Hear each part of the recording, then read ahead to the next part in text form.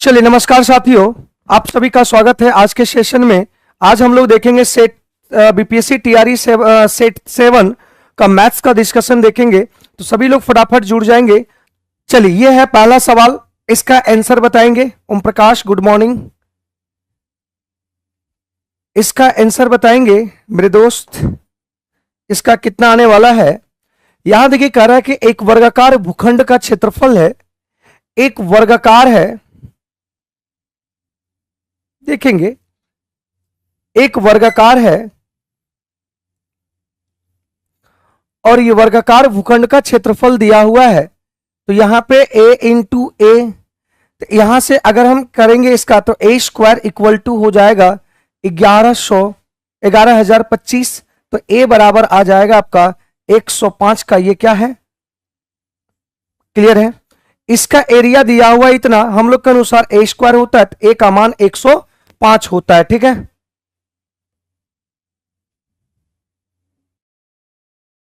ठीक, क्लियर है।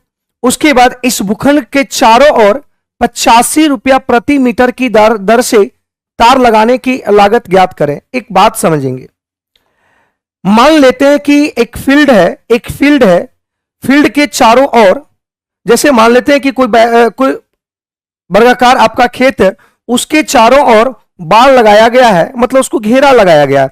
तो जब घेरा लगाया जाएगा चारों ओर, तो चारों ओर घेरा लगाया जाएगा, इसका मतलब क्या हुआ? उसका परिमाप होगा। ये चारों ओर जो लगाएगा, इसका मतलब सभी जोड़कर क्या होगा? परिमाप होगा।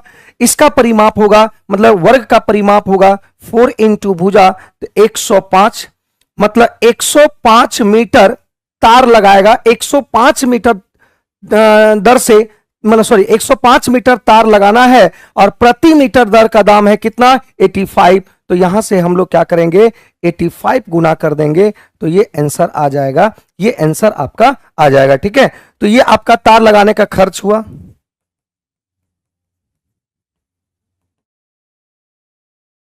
है ना, मतलब ये चारों ओर लगाया गया है तार। तो चारों ओर जब तार लगाया जाएगा, तो ये चारों ओर जब तार लगाया, तो इसकी लंबाई देख लेते हैं। ये लंबाई जो होता है पेरीमीटर के बराबर होता है ना, ये पेरीमीटर के बराबर होता है। और पेरीमीटर, इतना मीटर पेरीमीटर है, उसमें हम एक वर्ग एक मीटर का जो खर्च है वो 85 है। गुना कर दिए, ये आपका आंसर आ जाएगा। गुना कर दिए, आंसर आ जाएगा 4,408 32 से, चलिए गुना कर देते हैं।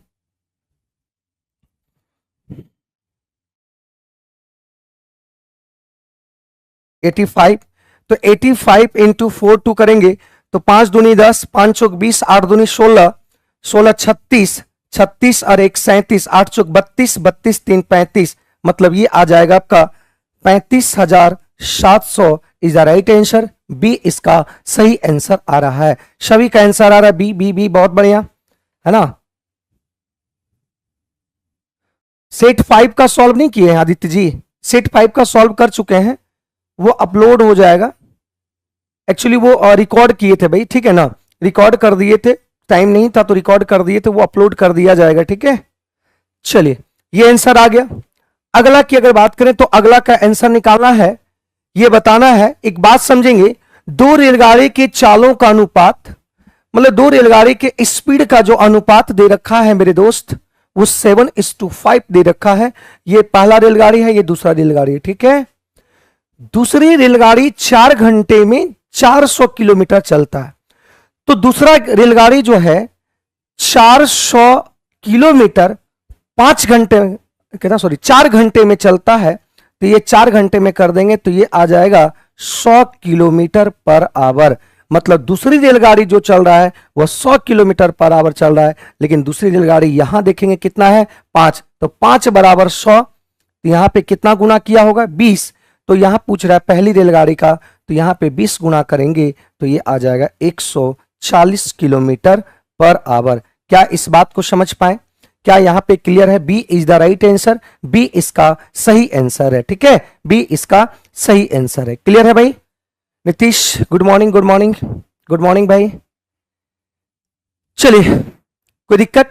ये समझ पाए, इस सवाल को समझ पाए? क्लियर है यहां तक? आगे बढ़ते हैं अगले सवाल पर, और अगले सवाल को हम लोग देखते हैं, अगले सवाल को समझने की कोशिश करते हैं। ये एक कैलकुलेटिव है, ये आपका सॉल्व करना है, ये कैलकुलेटिव है, तो सबसे पहले ये दोनों को सॉल्व करते हैं। ये दोनों को सॉल्व करते हैं तो यहां पे जब एलसीएम लेंगे तो एलसीएम आएगा, ठीक है। ये इधर गुना होगा, देखेंगे ये जब इधर गुना होगा तो यहां पे a प्लस बी का होल स्क्वायर आएगा, 3 तिया 9, √5 का स्क्वायर 5 5 ही हो जाएगा, और आपका आ जाएगा कितना, 5 3 दूनी 6 √5, ठीक है, 6 रूट आपका 5। अरे ये इसके साथ मल्टीप्लाई आ जाएगा तो ये स्क्वायर में हो जाएगा, तो square a square plus B square plus 2ab, ठीक है, 2ab लिख दिए। फिर इसकी बात करते हैं, ये इसके साथ मल्टीप्लाई होगा तो यहां पे स्क्वायर करेंगे, है ना, स्क्वायर करेंगे, 3 तिया 9, 5 आ जाएगा और -6 √5 आ जाएगा, ये कट गया। 3 तिया 9 और a square minus B square आएगा, तो 3 तिया 9 √5 का स्क्वायर 5, 9 में से 5 चल जाएगा, यहां 4, 9 5 14, 9 5 14, तो ये आ जाएगा 28, ये आ गया कितना 7, इधर ये 7 आ गया। लेकिन यहां पे 7 तो आया, लेकिन मुझे चाहिए, यहां पे देखेंगे, यहां पूछ रहा है √5 - 1, तो हम क्या करेंगे, इसको कंजुगेट मल्टीप्लाई कर देते हैं। इसको जब कंजुगेट मल्टीप्लाई करेंगे तो ये इस तरीके से आएगा, प्लस है तो माइनस में कंजुगेट मल्टीप्लाई करेंगे, यहां प्लस है तो ये माइनस वाला में मल्टीप्लाई करेंगे कंजुगेट, तो ये वाला जब सॉल्यूशंस करेंगे, इसको जब सॉल्यूशंस करेंगे तो ये आएगा 4, ये आ जाएगा कितना 4, और गुना कर देंगे, a गुना a, तो a स्क्वायर मतलब √5 - 1 का होल स्क्वायर हो जाएगा। जब ये होल स्क्वायर आएगा तो ये आ जाएगा प्लस, फिर आ जाएगा -2 √5, ये आ गया, और ये इधर 7 है, तो बस कर दो सॉल्यूशंस। 7 चौका 28, 28 और 6, 28 और 6 34, और ये आ गया 2 √5/4, तो यहां से आंसर आ जाएगा आपका 17 - √5/2। ये एक कैलकुलेटिव सवाल था, आपको कैलकुलेशंस करना ही पड़ेगा, इसमें कोई उपाय नहीं है, ठीक है, कोई उपाय नहीं है, आपको इतना सॉल्व करना पड़ेगा। 17 - √5, क्लियर आंसर। पहले हम लोग क्या किए, यहां से सॉल्व किए तो ये 17 ले आए, यहां से जब सॉल्व किए तो ये 17 ले आए। देखो और भी फास्ट सॉल्यूशन कर सकते थे, देखिए और भी फास्ट आप सॉल्यूशन कर सकते हैं कि 3 का स्क्वायर 9 पर √5 का स्क्वायर 4 आ गया। अब देखेंगे यहां पे भी a प्लस बी स्क्वायर, तो यहां पे 2ab प्लस में आएगा, 2ab खत्म हो जाएगा, तो 3 का स्क्वायर 9, 5 का स्क्वायर 5, तो 4 9 9 5 14, इधर भी 9 5 14 होगा, 14 28, ये डायरेक्ट कर सकते थे आप। सॉल्यूशन जितना फास्ट इसमें सोच सकते हैं उतना आपका ये आ गया, ठीक है। चलिए अगली बात देखते हैं, अगला सवाल क्या रखा है, कह रहा है कि a - b का 40%,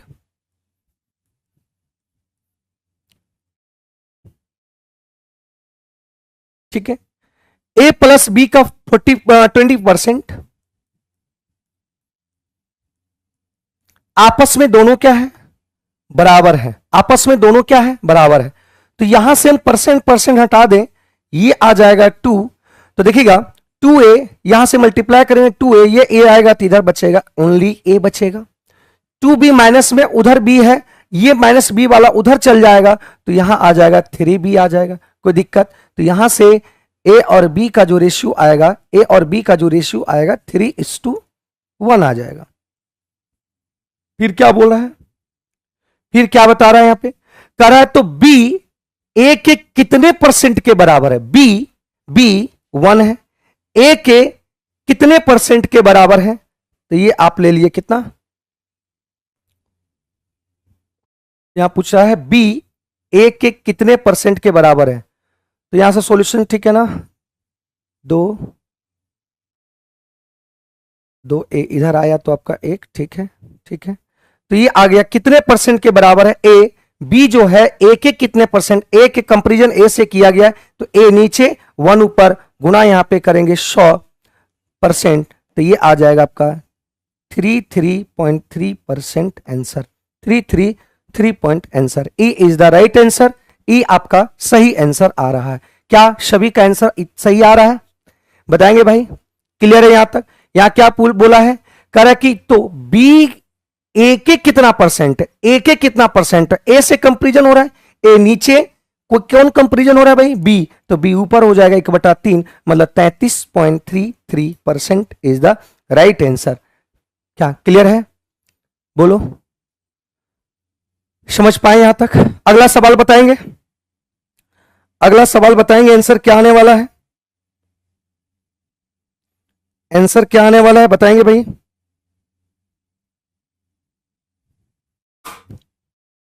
ठीक है, अगला सवाल यहां देखा, कह रहा एक आदमी 3 अलग अलग योजनाओं में साधारण ब्याज 10%, 12%, 15% की दर पर क्रमशः, मतलब 3 योजना है, 1 योजना, 2 योजना और ये 3 योजना। यहां पे देखा गया, यहां पे देखा गया कि जो रेट है, रेट इसका 10% है, ये कितने परसेंट पे? 12%, ये कितना परसेंट पे? 15%, ये दिया हुआ है। आगे यहां पे इस बात को बता रहा है कि ये 6 साल के लिए, पहला जो है वो 6 साल के लिए, दूसरा 10 साल के लिए, तीसरा 12 साल के लिए धनराशि को निवेशित करता है। लेकिन होता क्या है कि निवेश तो किया, पहला धन 10% की दर से 6 साल के लिए किया, दूसरा धन 12% की दर से 10 साल के लिए किया, और तीसरा धन आपका 15% की दर से 12 साल के लिए किया। निवेश तो किया, लेकिन यहां कह रहा है कि यदि प्रत्येक योजना की परिपक्वता पर उसे समान ब्याज प्राप्त होता है, मतलब तीनों में समान ब्याज प्राप्त होता है। इसका कहने का अर्थ यह हुआ, ये पहला जो है, अगर मान लेते हैं कि पहला योजना में पहला इतना ही पैसा दिया गया है, इसी को मान लेते हैं पहले पैसा, 10% की दर से कितना? 6 वर्षों के लिए, तो 10 6 कितना परसेंट? 60%। मतलब इस धन को, ये जो धन है 60% ब्याज मिल जाएगा इसका, ठीक है। दूसरा पे देखो कितना ब्याज मिलेगा भाई? 12% की दर से 10 साल के लिए, मतलब ये जो धन है इसका 120% हमको ब्याज मिलेगा, ठीक है। ब्याज मतलब क्या होता है? एसआई जो होता है वो क्या होता है? आरटी परसेंट होता है ना, आरटी परसेंट होता है। अब तीसरा की अगर बात करें मेरे दोस्त, तो 15 12 गुणा करेंगे 180% के बराबर होगा।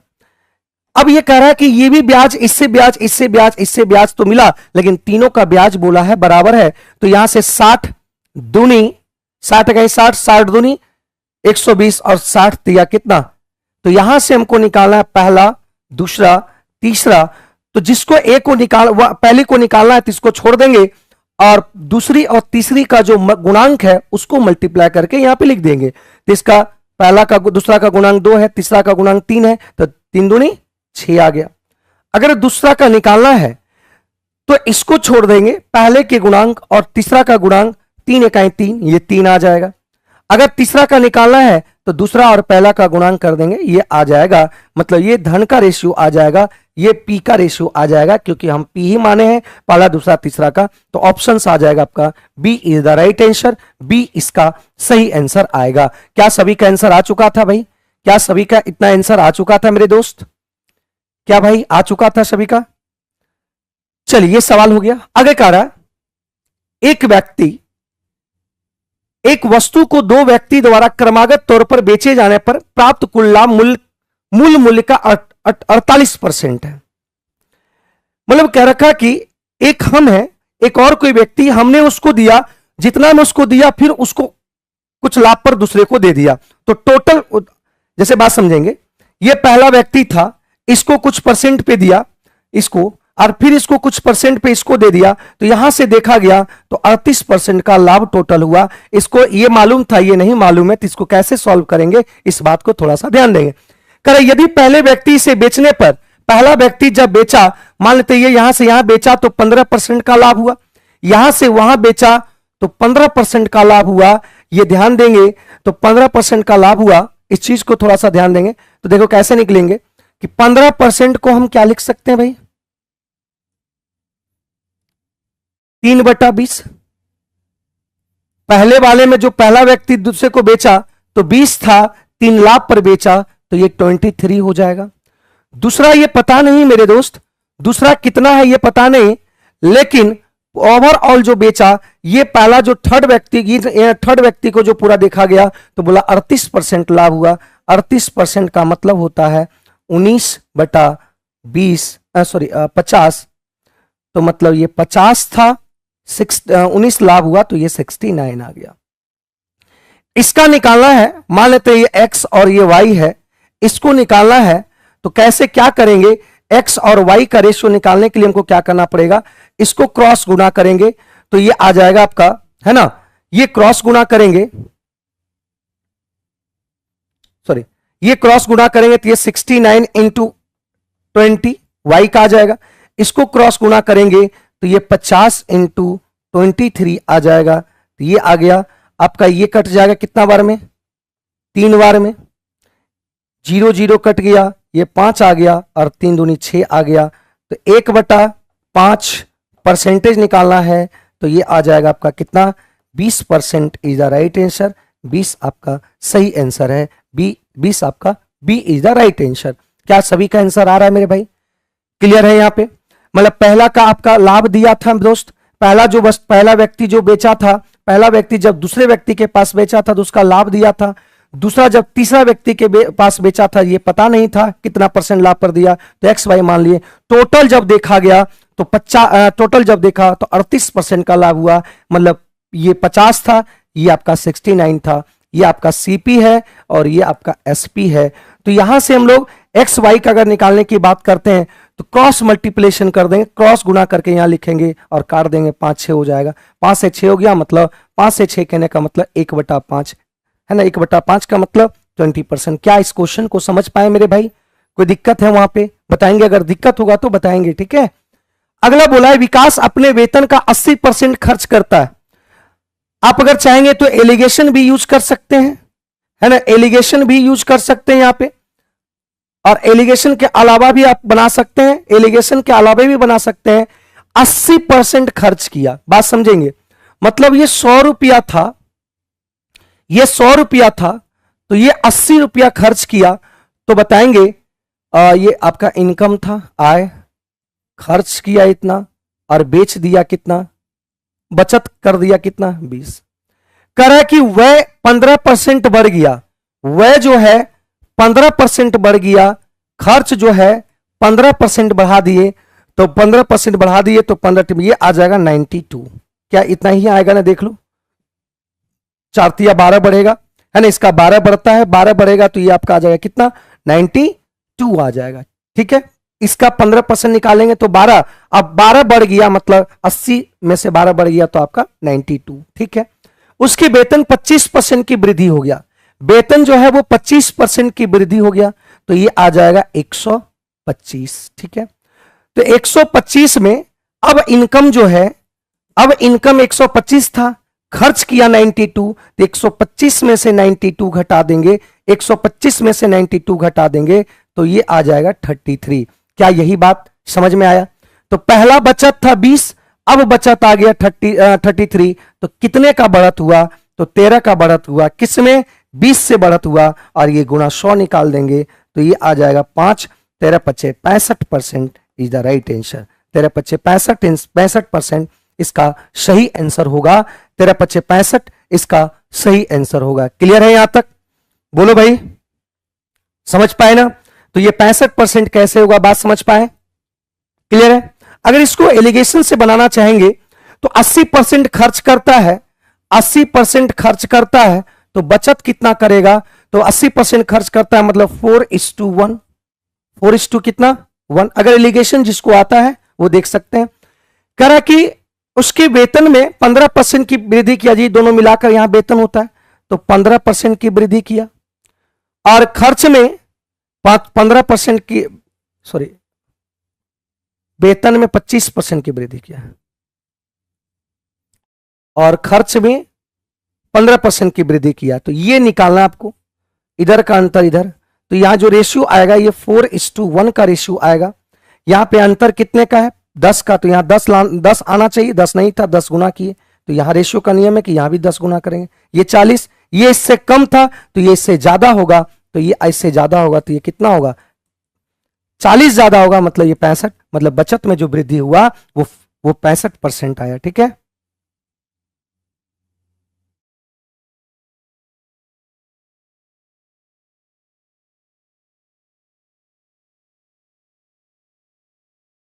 ठीक है भाई, आगे देखते हैं, लास्ट सवाल है, कह रहा कि एक खंबे के 3 भागों में विभाजित किया गया, जिसका पहला भाग उसके पूरे खंबे का 1/4 के बराबर है। मतलब बोल रहा है पूरा खंबा का, तो पूरा खंबा को मान लेते हैं 4। बोल रहा है ना पूरा खंबा का 1/4 पहला भाग है, ये पहला भाग, दूसरा भाग, तीसरा भाग। पहला भाग देखेंगे, इसका 1/4, इसका 1/4 करेंगे तो ये 1 आएगा, ठीक है। फिर दूसरा बोला है दूसरा भाग पहले भाग के बराबर है, दूसरा भाग पहले भाग के बराबर है, तो पहला कितना दिया 1, तो ये 1 दिया है, तो ये भी क्या होगा भाई 1 होगा। क्लियर है। 4 में से पहला दूसरा को 1 1 दे दिए, तो शेष जो बचा है, जो रिमेनिंग जो बचा वो आपका 2 बचा, ये 2 है। लेकिन यहां पे बोल रहा है कि तीसरा जो भाग है वो 10 मीटर का, तीसरा जो भाग है वो 10 मीटर का है, मतलब 2 बराबर आपका कितना है 10। तो कितना गुना किया होगा, तो 5 गुना किया होगा। तो पूछ रहा है खंबे की लंबाई, तो यहां पे हम लोग 5 गुना कर देंगे, तो ये आ जाएगा कितना 20 metre is the right answer. 20 metre इसका सही आंसर आएगा, ठीक है, 20 मीटर इसका सही आंसर आएगा। क्लियर है यहां तक, बताएंगे भाई, यहां तक कंप्लीट है आपका। चलिए आज का क्लास कैसा लगा कमेंट करेंगे, अगर कुछ सुधारने की अगर बात आए तो वो भी कमेंट करेंगे, तो हम सुधार लाएंगे। आप जब बोलेंगे कि मैं ये सब थोड़ा प्रॉब्लम है, तो उसको भी हम सुधारने की कोशिश करेंगे, ठीक है। तो आज का क्लास समझ में आया सभी को?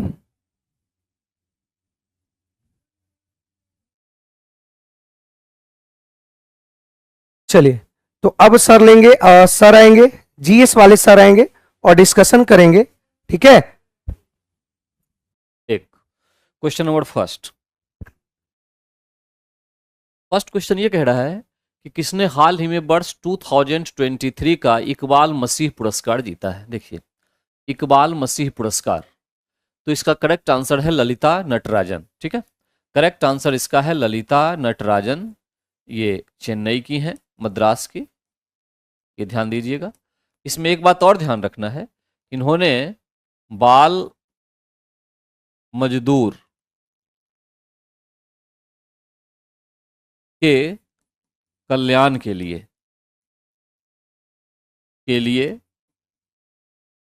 कार्य किया, जिसके बदले इनको ये इकबाल मसीह पुरस्कार मिला है। ध्यान रखना है, बाल मजदूर के क्षेत्र में जो मजदूर थे उनको एलिमिनेट किया, उनको हटाने का काम किया, ठीक है। इसीलिए इनको जो है 2023 का इकबाल मसीह पुरस्कार सम्मान मिला है। तो करेक्ट आंसर इसका हो गया ये। इसमें अधिक कुछ न बोलते हुए हम लोग आगे बढ़ेंगे। ललित नटराजन, याद रखिएगा, फर्स्ट का करेक्ट आंसर हुआ ये, ललित नटराजन। ललित नटराजन बिल्कुल करेक्ट आंसर है सबका, ललित नटराजन। अब आइए सेकंड, भारतीय रिजर्व बैंक आरबीआई, जिसकी स्थापना 1935 में हुई थी, में स्थापित संस्था है ये, ठीक है, स्थापित है, एक पॉइंट। दूसरा 1949 में 9 में इसका राष्ट्रीयकरण हुआ था, नेशनलाइजेशन किया गया था। ध्यान रखिएगा यहां पे, नेशनलाइजेशन का मतलब यह होता है कि पहले वो एक संपत्ति होती है व्यक्तिगत किसी की, नेशनलाइजेशन के बाद वो राष्ट्र की संपत्ति मानी जाती है, सभी लोगों का उस पर बराबर का हक होता है, इसको हम कहते हैं नेशनलाइजेशन। तो इस तरह से आरबीआई जो है, रिजर्व बैंक ऑफ इंडिया, अब एक नेशनलाइज्ड बैंक है ना, तो सभी लोगों का उस पर समान अधिकार है। इसने हाल ही में पूर्वोत्तर में अपना एक क्षेत्रीय कार्यालय खोला है नागालैंड में। करेक्ट आंसर नागालैंड, कोहिमा के नागालैंड में आरबीआई का क्षेत्रीय कार्यालय खोला गया है। यहाँ एक बार ध्यान रखना है, आरबीआई का एक ही क्षेत्रीय कार्यालय नहीं होता है, ये अपनी सुविधानुसार रीजनल ऑफिस खोलती रहती है अलग अलग भारत के क्षेत्रों में। 18-19 क्षेत्रों में इनके रीजनल ऑफिसेस हैं, उसमें से एक कोहिमा नागालैंड में भी है। तो करेक्ट आंसर आपके पास क्या हो गया, B, Kohima Nagaland. Correct answer है कोहिमा नागालैंड, ठीक है। अब आइए नेक्स्ट, तीसरा, कौन सा यूनिवर्सिटी यानी विश्वविद्यालय 23-24 शैक्षणिक सत्र में हिंदू अध्ययन केंद्र स्थापित करने के बारे में सोच रहा है। हिंदू स्टडी सेंटर को स्थापित करने के लिए कौन सी यूनिवर्सिटी जो है वो आगे तत्पर है? तो करेक्ट आंसर इसका है दिल्ली यूनिवर्सिटी।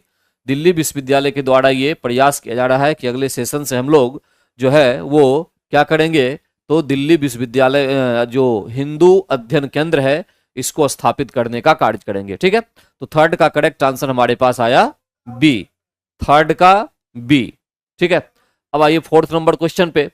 कौन सा राज्य हाल ही में स्थापित पवन ऊर्जा क्षमता के मामले में शीर्ष पर पहुंच गया? देखिए यहां विंड एनर्जी की बात कह रहा है, wind energy, wind energy, wind energy के मामले में जो फर्स्ट है ये गुजरात है, ये गुजरात है, ध्यान रखना है इस बात को, गुजरात। और वर्ल्ड में इंडिया, वर्ल्ड में जो इंडिया है वो फिफ्थ पोजीशन पे है, फिफ्थ पोजीशन पे है इस मामले में। ठीक है, ये भी ध्यान रखिएगा। तो हमारा जो है विंड एनर्जी में सबसे टॉप पे गुजरात है, सबसे टॉप पे है गुजरात, गुजरात सबसे टॉप पे है। सोलर में कौन है सबसे टॉप पे? सौर ऊर्जा की बात की जाए तो कौन सा राज्य सबसे टॉप पे है? सोलर एनर्जी, सोलर एनर्जी में सबसे टॉप पे आएगा राजस्थान, सबसे टॉप पे आएगा राजस्थान। सोलर एनर्जी में सबसे टॉप पे हमारे पास है राजस्थान। ठीक है, राजस्थान। आगे चलते हैं अब इससे। Question number 5, Indian premier league की सबसे मूल्यवान फ्रेंचाइजी कौन है? क्या करेक्ट आंसर हो सकता है इसका? इंडियन प्रीमियर लीग की सबसे मूल्यवान जो है वो फ्रेंचाइजी कौन है? सबसे मूल्यवान, वैल्यूएबल जिसको कहते हैं, वैल्यूएबल, वैल्यूएबल फ्रेंचाइजी, फ्रेंचाइजी। ठीक है, इसके दो दो सोर्स मिल रहे हैं फ्रेंचाइजी के, लेकिन सही आंसर इसका मुंबई इंडियंस। कहीं कहीं पे ये भी दिखता है चेन्नई सुपर किंग्स, लेकिन आप मुंबई इंडियंस लगाएंगे, मेरे हिसाब से मुंबई इंडियंस सबसे वैल्यूएबल फ्रेंचाइजी है। ठीक है, तो करेक्ट आंसर फिफ्थ का हो गया ए, फिफ्थ का हो गया ए। चेन्नई सुपर किंग्स भी कहीं कहीं मिलता है, तो करंट वाला आपको अपडेट रहते रहना होगा। ठीक है, मुंबई इंडियंस अभी तक की सबसे मूल्यवान मानी जाती है। 6 नंबर क्वेश्चन, किस देश में गुइलेन बैरे सिंड्रोम के चलते राष्ट्रीय स्वास्थ्य आपातकाल की घोषणा की गई है? गुइलेन बैरे सिंड्रोम जो है, एक्चुअली में सबसे पहली बात तो ये कि इसके बारे में बहुत कम जानकारी है, बहुत कम सूचना उपलब्ध है।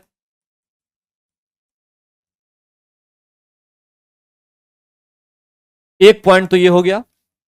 दूसरा पॉइंट सबसे इंपॉर्टेंट क्या है कि ये जीवाणु या वायरस से होता है, यह भी कंफर्म नहीं हो पाया है। जीवाणु या वायरस से होता है, यह भी कंफर्म अभी क्लियर नहीं हुआ, मतलब हो सकता है।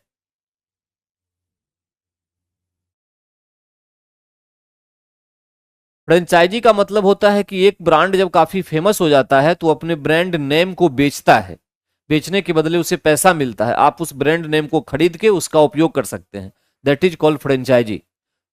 अफसाना खातून क्लियर हो गया होगा, उसको फ्रेंचाइजी कहा जाता है। रवि प्रकाश राम कह रहे हैं कि सी आंसर, किसका सी आंसर भाई, फिफ्थ का कि सिक्स्थ का? बहुत कम सूचना उपलब्ध है, ये जीवाणु या वायरस से होता है। सबसे बड़ी दिक्कत यह है कि इसमें क्या होता है कि जो शरीर होता है, शरीर में पूरा लकवा जिसको शब्द कहते हैं पैरालाइसिस, पैरालाइसिस जो है वो मार जाता है। ठीक है, और फिर वो आदमी जो है कुछ ही समय के बाद उसकी मृत्यु हो जाती है। इतनी खतरनाक ये सिंड्रोम है, और ये देखा गया था सी यानी पेरू में, ये पेरू में देखा गया था, प्राप्त हुआ था अभी। ठीक है, हाल फिलहाल में महामारी की घोषणा वहां पे कर दी गई थी इसी की वजह से। तो इतने पॉइंट्स आप याद रखेंगे। गुइलेन बैरे सिंड्रोम के बारे में बहुत बड़ी सूचना इसके बारे में अवेलेबल नहीं है, तो बहुत ज्यादा हम चर्चा इसके बारे में कर नहीं सकते हैं। ठीक है, सबसे इंपॉर्टेंट पॉइंट ये है, पूरी सूचना भी नहीं आई है, जब आएगी तब उसमें पूरा क्लियर होगा कि आखिर इसके पीछे वजह क्या है। ठीक है, 7th पे चले। World shooting para sports world cup जो कि यूएई में हुआ, यूएई यूनाइटेड अरब अमीरात, इसमें किस खिलाड़ी को गोल्ड मेडल मिला है? तो रुद्रांश खंडेलवाल को बी करेक्ट आंसर है। रुद्रांश खंडेलवाल को इसमें क्या मिला? गोल्ड मेडल मिला। तो 7 का करेक्ट आंसर हमारे पास हुआ बी। 7 का जो करेक्ट आंसर है वो हमारे पास आया बी। अब आते हैं नेक्स्ट 8, संघाई सहयोग संगठन, जिसको एससीओ के नाम से जानते हैं, संघाई कोऑपरेशन ऑर्गेनाइजेशन, 2001 में चर्चा तो पहले से हो रही थी, इसकी स्थापना हम मान सकते हैं 2001 से में स्थापित हुआ। टोटल मेंबर इसके बढ़ते रहे हैं, ध्यान दीजिएगा, सदस्य की संख्या इसकी अस्थिर नहीं रही है, पहले कुछ और थी, धीरे धीरे बढ़ती रही, नए नए सदस्य आते गए, वर्तमान में संख्या 8। इंडिया इसका एक फुल मेंबर है, इंडिया इसका जो है पूर्ण सदस्य है, ध्यान रखिएगा पूर्ण सदस्य है। और इसके बाद रूस, चाइना, और रूस के साथ जो पहले देश मिले हुए थे मिडिल एशिया के, मध्य एशिया के, वो सारे इसके मेंबर कंट्री हैं, ठीक है। इकोनॉमिकली भी और पॉलिटिकली भी ये संस्था काम करती है। तो इसमें से पूछा जा रहा है कि 2023 के 23वें शिखर सम्मेलन के आयोजन की अध्यक्षता किसने की थी, तो करेक्ट आंसर होगा हमारा इंडिया। इंडिया के द्वारा इसको किया गया था, इंडिया के द्वारा इसको किया गया था। ज्योति प्रसाद का कहना क्वेश्चन नंबर 7 में मोना अग्रवाल, एक minute, question number 7, world shooting para sports world cup में किस खिलाड़ी ने गोल्ड मेडल जीता, तो सही तो है, रुद्रांश खंडेलवाल है, इसमें कोई दिक्कत नहीं है, करेक्ट आंसर आपके पास बी है, ठीक है, करेक्ट आंसर जो है वो आपके पास बी है। तो 8 का जो यहां पे हमने देखा कि इंडिया इसका एक पूर्ण सदस्य हुआ, टोटल मेंबर 8 है इसमें से, एससीओ 2001 में स्थापित हुआ था, और इसका जो हेडक्वार्टर पूछा जाएगा, मुख्यालय, मुख्यालय, तो एससीओ का मुख्यालय जो है वो बीजिंग में है, बीजिंग में है, बीजिंग चाइना की कैपिटल, चीन की राजधानी बीजिंग में इसका जो है मुख्यालय स्थापित किया गया, ठीक है, ये ध्यान दीजिएगा। तो इस तरह से क्वेश्चन नंबर 8, आगे चलते हैं। उसके पहले ये 24 अप्रैल 2024 को जो बैच स्टार्ट हुआ है, इसका ये ऑफर फी 499 है, आप इसमें ले सकते हैं एडमिशन, पीआरटी के लिए है 1 से 5th क्लास तक के लिए, ठीक है। इसमें ऑफलाइन ऑफिस में भी आइए या ऑनलाइन ऐप के माध्यम से आप इसके बारे में जानकारी हासिल कर सकते हैं। इसके बाद हम लोग आते हैं नेक्स्ट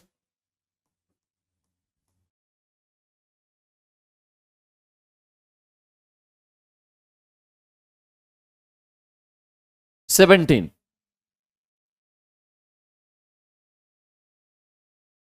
जो क्वेश्चन हमारे पास है, जरा इसको देख लीजिए। कर्क रेखा भारत के निम्नलिखित में से किस राज्य से नहीं गुजरती है?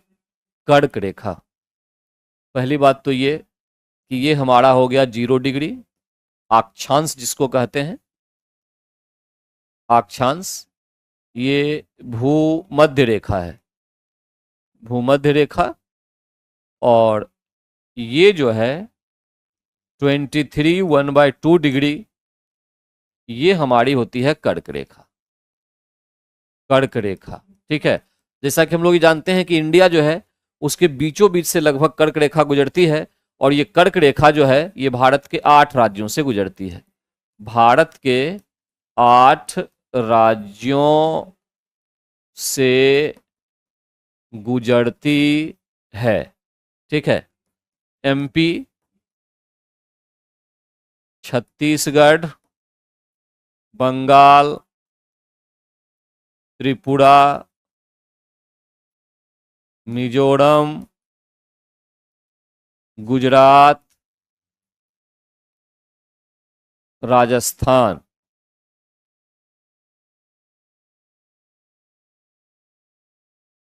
और झारखंड, ये कुल मिला के 8 राज्य हैं जहां से ये गुजरती है। तो करेक्ट आंसर इसमें क्या हो जाएगा? बी, ओडिशा।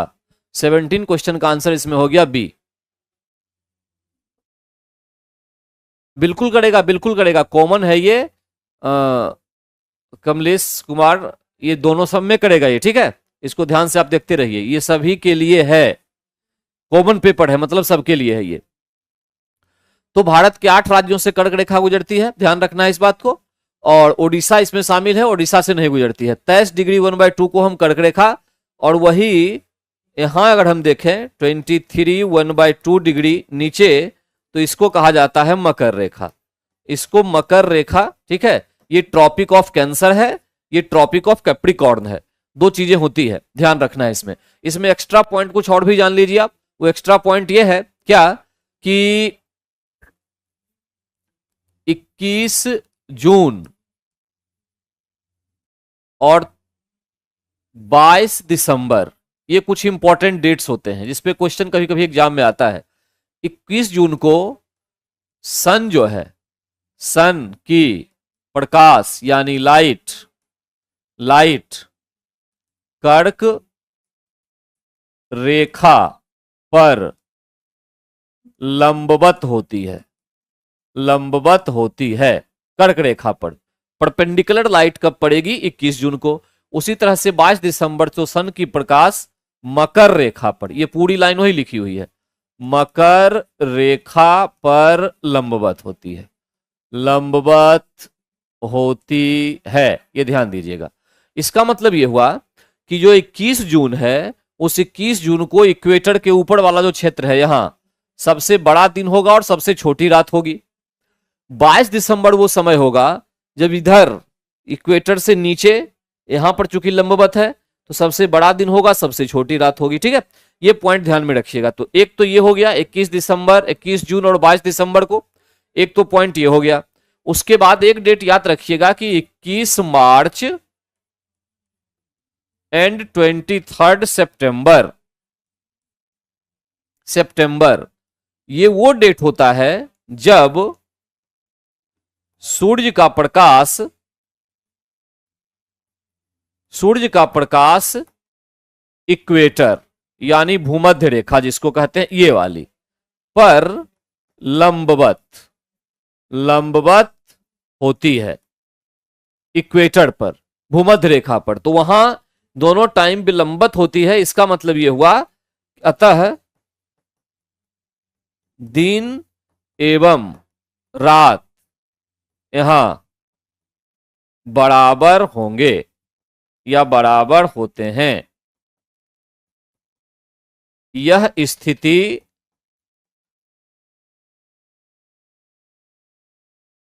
इक्विनॉक्स कहलाती है। तो ये की पॉइंट एक्चुअली में एग्जाम का यही इक्विनॉक्स है। ठीक है, क्वेश्चन बेसिकली यही पूछा जाएगा कि इक्विनॉक्स से आप क्या समझते हैं। तो इसका मतलब बेसिकली यही हुआ। ठीक, इसका मतलब जो है वो बेसिकली यही हुआ 21 मार्च और 23 सितंबर इन दोनों को सूर्य का प्रकाश जो है इक्वेटर पर लंबवत पड़ेगा, दैट इज कॉल्ड इक्विनॉक्स, इसको कहा जाता है। इतने पॉइंट्स आपको यहां पर याद रखना है। तो करेक्ट आंसर हमारा क्या निकला? ओडिशा निकला। करेक्ट आंसर जो है ये ओडिशा निकला। हाँ, ये बहुत ही पुराना, इकबाल आजाद साहब बढ़िया अच्छी बात आपने कही, ये बहुत पुराना ट्रिक है, मित्र पर गमछा झाड़। इस तरह से हम इसमें याद कर सकते हैं कि 8 राज्यों में जो है वो कर्क रेखा गुजरती है। ये एक ट्रिक है, मित्र पे गमछा झाड़, बहुत बढ़िया, इसको याद करेंगे तो अच्छी बात है। ठीक, आइए नेक्स्ट क्वेश्चन पे, क्वेश्चन नंबर 18 पे आते हैं। पाल घाट निम्नलिखित में से किनके मध्य स्थित है? देखिए 3 प्रकार के घाट हैं, यहां ध्यान दीजिएगा। थाल घाट है, भोर घाट है और पाल घाट है। ठीक, पाल घाट है। ये दोनों जो है ये पश्चिमी घाट में महाराष्ट्र में है, ये महाराष्ट्र में है, और पाल घाट जो है ये एक्चुअली में केरल में है। केरल पाल घाट जो है ये नीलगिरी और अन्नामलाई पर्वत के बीच है। नीलगिरी और अन्नामलाई, करेक्ट आंसर हो जाएगा बी। पहली बात तो ये नीलगिरी और अन्नामलाई के बीच है, तो करेक्ट आंसर हमारे पास आएगा बी। ठीक है, एक पॉइंट तो ये ध्यान रखिएगा, सबसे इंपॉर्टेंट पॉइंट यही है। ठीक, ये कालीकट से त्रिचूर जाने का रास्ता यहीं से निकलता है, इसी घाट से निकलता है, पाल घाट से। ठीक, कालीकट से त्रिचूर जाने का रास्ता। ठीक है, थाल घाट जो महाराष्ट्र और भोर घाट महाराष्ट्र में है, कहां? ये पश्चिमी घाट का हिस्सा है, पश्चिमी घाट में ही है, ये पश्चिमी घाट में है, तो ये भी पश्चिमी घाट में ही। थाल घाट और भोर घाट, इसमें दिल्ली मुंबई का मार्ग खुड़ता है। दिल्ली मुंबई रेलवे और सड़क दोनों मार्ग इसी धर्रे से होते हैं, इसी घाट से निकलते हैं, दिल्ली मुंबई। ठीक है, और भोर घाट जो है इससे पुणे और बेलगांव बेलगांव, या पूना मुंबई भी कह सकते हैं। ये जो रास्ता है इसका शहर का, वो इसी भोर घाट से होके निकलता है। तो ये तीनों पॉइंट आपको जो है याद रखना होगा, थाल, भोर और पाल घाट का। ठीक है, इसमें दोनों महाराष्ट्र में हो गए, पाल घाट आपके केरल में हो गया। बेसिकली क्वेश्चन पाल घाट से आता है, ये वेरी वेरी इंपॉर्टेंट क्वेश्चन है। और पाल घाट जो है ये नीलगिरी और अन्नामलाई पहाड़ियों के बीच स्थित है। ठीक है, यहां ध्यान ये भी रखना है कि नीलगिरी जो है यहां पे पूर्वी घाट एवं पश्चिमी घाट आपस में मिलते हैं, आपस में मिलते हैं, मिलते हैं। ठीक है, यहां इस बात को ध्यान रखना है। पूर्वी घाट जो है, पूर्वी घाट ये ओल्ड फोल्डेड माउंटेन का उदाहरण है। ओल्ड फोल्डेड माउंटेन, पुराना या प्राचीन वलित पर्वत, पर्वत का उदाहरण है, जो कई नदियों के द्वारा लंबे समय से नदियां वहां से बह रही हैं, इसलिए अब ये अवशिष्ट पहाड़ के रूप में आ चुका है। अवशिष्ट, बचा खुचा बहुत कम है, अवशिष्ट पहाड़ के रूप में है। पश्चिमी घाट कोई पहाड़ नहीं है एक्चुअली में ये, ठीक है, ये एक भ्रंश है, अपभ्रंश है पश्चिमी घाट, ये पहाड़ के रूप में नहीं आता है, ध्यान रखिएगा। तो इतने पॉइंट्स आप याद रखेंगे। अब चलते हैं क्वेश्चन नंबर 19 की ओर। ठीक है, स्टील सिटी राउरकेला किस नदी के किनारे स्थित है? आपको पता होगा कि राउरकेला जो है उड़ीसा में है, ओडिशा में है, और ये स्थित है कहां? ब्राह्मणी नदी। तो करेक्ट आंसर क्या हो गया? बी। करेक्ट आंसर इसका क्या हो गया? बी। करेक्ट आंसर हुआ बी। स्टील सिटी राउरकेला जो है ये ब्राह्मणी नदी के किनारे स्थित है। ठीक है, और अगर हम टाटा की बात करें, टाटा या जमशेदपुर, जमशेदपुर की बात करें, तो ये भी स्वर्ण रेखा, स्वर्ण रेखा, ध्यान दीजिएगा, नदी, नदी के किनारे अवस्थित है, किनारे अवस्थित है, ताकि पानी उसको पर्याप्त रूप से मिल सके, है ना, अवस्थित है। टाटा स्टील की स्थापना, टाटा स्टील की जो स्थापना 1907 में की गई थी, वहां इसी बात को ध्यान में रखा गया था। क्या रखा गया था? कि झड़िया से वहां कोयला मिल जाएगा और स्वर्ण रेखा से पानी मिल जाएगा। इन दोनों चीजों की बड़ी आवश्यकता होती है स्टील के निर्माण में, तो नजदीक से मिल जाएगा। तो टाटा जो एक स्टील सिटी है, काफी फेमस सिटी है इंडिया की, ठीक है, झारखंड में है, ये स्वर्ण रेखा नदी के किनारे स्थित है, स्वर्ण रेखा से पानी उसको मिलता है। ठीक, तो करेक्ट आंसर यहाँ पे, यहाँ राउरकेला के बारे में क्या मिल गया? ब्राह्मणी। राउरकेला यानी ब्राह्मणी नदी के किनारे ये स्थित है, ओडिशा में ये स्थित है। ठीक है, स्टील सिटी काफी फेमस है ये, काफी फेमस है ये। आगे आते हैं नेक्स्ट क्वेश्चन पे। 20, हरित क्रांति का अर्थ क्या है? हरित क्रांति, इसको हम ग्रीन रिवॉल्यूशन के नाम से जानते हैं। ग्रीन रिवॉल्यूशन भी हिंदी में कहते हैं, ग्रीन रिवॉल्यूशन। पहले कुछ पॉइंट्स में इसमें फैक्ट्स बता दूं। पहली बात ये, at the world level, at the world level, विश्व स्तर पर अगर देखा जाए, विश्व स्तर पर, स्तर पर, ठीक है, इस क्रांति से जुड़े हुए व्यक्ति, जुड़े हुए वैज्ञानिक, लिखो वैज्ञानिक, नॉर्मन, नॉर्मन बोरलॉग, बोरलॉग थे, जो मैक्सिको के थे, मैक्सिको के थे। ठीक है, और ध्यान रखिएगा कि हरित क्रांति जो है सबसे पहले इंडिया नहीं, पहले उन्होंने अपने देश में प्रयोग किया, मैक्सिको में, अमेरिका में। क्या प्रयोग किया? इसमें बोरलॉग थे, इन्होंने क्या किया था? उच्च उपज वाली गेहूं और बाद में चावल भी की किस्मों की खोज की थी, किस्मों की खोज की थी।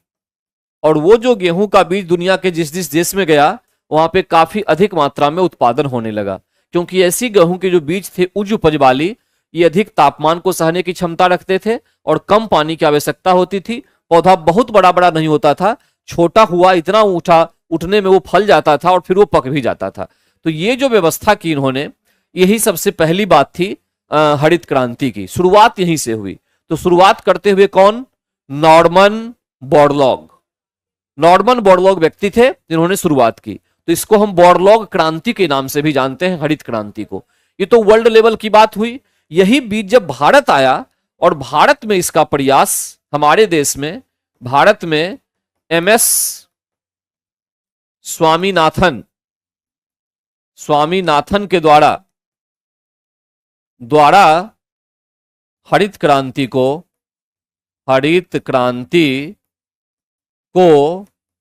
आगे बढ़ाया गया। ध्यान रखिएगा इस बात को। किसके द्वारा? स्वामीनाथन के द्वारा है। उन्होंने फिर इसी प्रकार के उच्च उपज वाली गेहूं की किस्मों को फैलाने का काम किया। उसके साथ साथ इसमें क्या क्या था? एक तो उच्च उपज वाली किस्म आ गई, पहला उच्च उपज वाली किस्म। इसके साथ साथ दूसरा पॉइंट क्या था? मशीनीकरण का उपयोग। मशीनीकरण का कृषि में उपयोग, या मशीन का कृषि में उपयोग, या कृषि का मशीनीकरण उपयोग। ठीक है, दूसरा पॉइंट ये हो गया। तीसरा, फर्टिलाइजर एवं कीटनाशक का उपयोग। ठीक है, इन चीजों को अप्लाई किया गया, लागू किया गया, तब जाके हरित क्रांति आई थी। ठीक, तो कुल मिलाकर हम क्या कह सकते हैं? उच्च उपज वाली किस्म, मशीनीकरण, मशीन बढ़ाया गया, उर्वरक कीटनाशक डाला गया, ये सब क्या था? न्यू टेक्नोलॉजी थी। तो नई तकनीक का इस्तेमाल करके कृषि में उपज को बढ़ाना ही हरित क्रांति कहलाता है। मैं समझाना ये चाह रहा था। करेक्ट आंसर इसका सी हो गया। कृषि की आधुनिक विधियों का उपयोग कर प्रति एकड़ फसल की उपज को बढ़ाना, यही कहलाता है हरित क्रांति। हरित क्रांति में सबसे अधिक 2 फसल जिनका उत्पादन भारत में सबसे अधिक बढ़ा, कौन कौन से थे? गेहूं एवं चावल। ठीक है, पहली बात तो ये। दूसरी बात ये, हरित क्रांति से भारत का कौन सा हिस्सा सबसे अधिक प्रभावित रहा? सबसे अधिक प्रभावित हुआ तो पंजाब, हरियाणा तथा वेस्टर्न यूपी। ये तीन ही ऐसे क्षेत्र थे जो सबसे अधिक प्रभावित रहे हरित क्रांति से। बाद बाकी पूरे भारत में इसका बहुत ज्यादा नहीं हो पाया, बहुत कम हुआ इसका। ठीक है, तो ये 3 राज्य आपको ध्यान रखना, ये भी क्वेश्चन एग्जाम में पूछा जा सकता है। इतने पॉइंट्स आप याद रखेंगे। पंजाब, हरियाणा, प्रिया कुमारी, इसके साथ साथ पश्चिमी उत्तर प्रदेश, इसको भी ध्यान में रखना है। पश्चिमी उत्तर प्रदेश, ठीक है, पश्चिमी उत्तर प्रदेश। हाँ, एक इंफॉर्मेशन थी, मैं इसको मिस कर गया था, यहां पे ध्यान दीजिएगा कि अभी जो है संघाई कोऑपरेशन ऑर्गेनाइजेशन का 9th मेंबर जो है ईरान बना है। सुधीर कुमार की इंफॉर्मेशन थी, बिल्कुल सही बात है, बिल्कुल करेक्ट। ईरान जो है वो एससीओ का 9वां सदस्य बना है, ये भी आप याद रखेंगे। करंट में, करंट को देखते रहना जरूरी होता है। अब मुझे लगता है कि कंप्लीट आपने देख लिया होगा। नॉर्मन बोरलॉग का नाम याद रखेंगे, और ये मैं स्वामीनाथन का। अच्छा, क्वेश्चन ये भी पूछ सकता है कि भारत में हरित क्रांति की शुरुआत कब हुई थी? तो आप 1966 याद रखेंगे। 1966 में यह घटना हुई थी। ठीक है, 1966। आगे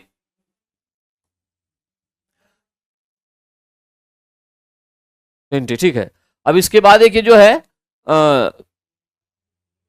पीआरटी 1 से 5th तक के लिए जो बैच है वो स्टार्ट हुआ है 24 अप्रैल से। 499 इसकी ऑफर फी है। आप चाहें तो इस बैच को ऑफर कर सकते हैं, क्योंकि इसमें क्या है, फास्ट ट्रैक कोर्स करवाया जा रहा है। ठीक है, एनसीईआरटी एससीईआरटी पर आधारित है। इसको अगर आप करना चाहते हैं तो आप जो है कॉन्टेक्ट कर सकते हैं ऑफलाइन या ऑनलाइन। अब आइए नेक्स्ट 21। ताप विद्युत परियोजना के संदर्भ में कौन सा जोड़ा सही है, ये पूछ रहा है। तलचर। तलचर एक्चुअली में ओडिशा में है, ध्यान दीजिएगा, ये तो गलत है। तलचर है ओडिशा में। कोरबा ये छत्तीसगढ़ में है, छत्तीसगढ़, ये भी गलत हो गया। कवास गुजरात, ये सही है, ये सही है। ठीक है, तो इस तरह से ध्यान रखने वाली बात यह है कि करेक्ट आंसर 21 का हमारे पास सी आया। करेक्ट आंसर सी आया। ताप विद्युत परियोजना का मतलब हो गया कि जो सबसे बड़ी कंपनी हमारे देश में है जो कोयले से बिजली बनाती है, कोयले से बिजली, इलेक्ट्रिसिटी का निर्माण करती है, उसको हम ताप विद्युत परियोजना या ताप विद्युत कंपनी के नाम से जानते हैं। कोयले से बिजली का निर्माण, एनटीपीसी सबसे प्रमुख कंपनी है, ठीक है। और कोयले से बिजली बनाने में महाराष्ट्र जो है वो सबसे अधिक उत्पादन कर रहा है अभी। महाराष्ट्र जो है उत्पादन में प्रथम स्थान पर है, उत्पादन में फर्स्ट पोजीशन पर है, ये भी याद रखिएगा एनटीपीसी के बारे में, फर्स्ट पोजीशन पर है, ठीक है। जो कोयले से बिजली बनाई जा रही है इसमें महाराष्ट्र का पहला स्थान है, ठीक। इतने पॉइंट्स इसमें याद रखने हैं आपको। यहां एक बात और, बिहार पॉइंट ऑफ व्यू से भी क्वेश्चन एग्जाम में पूछा जा सकता है, तो ध्यान रखिएगा। बिहार में एनटीपीसी की जो यूनिट है वो बाढ़ की है ना। बाढ़ सबसे बड़ी यूनिट जो है, एक तो याद रखेंगे पटना डिस्ट्रिक्ट में है ये बाढ़। इसके साथ साथ बरौनी बेगूसराय डिस्ट्रिक्ट में, कांटी मुजफ्फरपुर में, और एक इंपॉर्टेंट हो सकता है नबीनगर जो औरंगाबाद जिला में है। औरंगाबाद ये हाल फिलहाल में वहां पर खोला गया था इसको, ठीक है, ओपन किया गया था, ये बनके तैयार हो चुका है। एक आध यूनिट खोली गई और कुछ और खुलने के कगार पर है। तो इस तरह से नबीनगर जो है ये सबसे इंपॉर्टेंट है, ये सबसे इंपॉर्टेंट है, ठीक है, नबीनगर। तो ये आप याद रखेंगे, ये क्वेश्चन एग्जाम में हो सकता है कि संभावना बनती है कि पूछे। तो बिहार से संबंधित एनटीपीसी का ये सारा कारनामा था। आगे चलते हैं क्वेश्चन नंबर 22 पे। राष्ट्रीय जनगणना 2011 के अनुसार लिंगानुपात यानी सेक्स रेशियो के संदर्भ में राज्यों का आरोही क्रम क्या है? आरोही मीन्स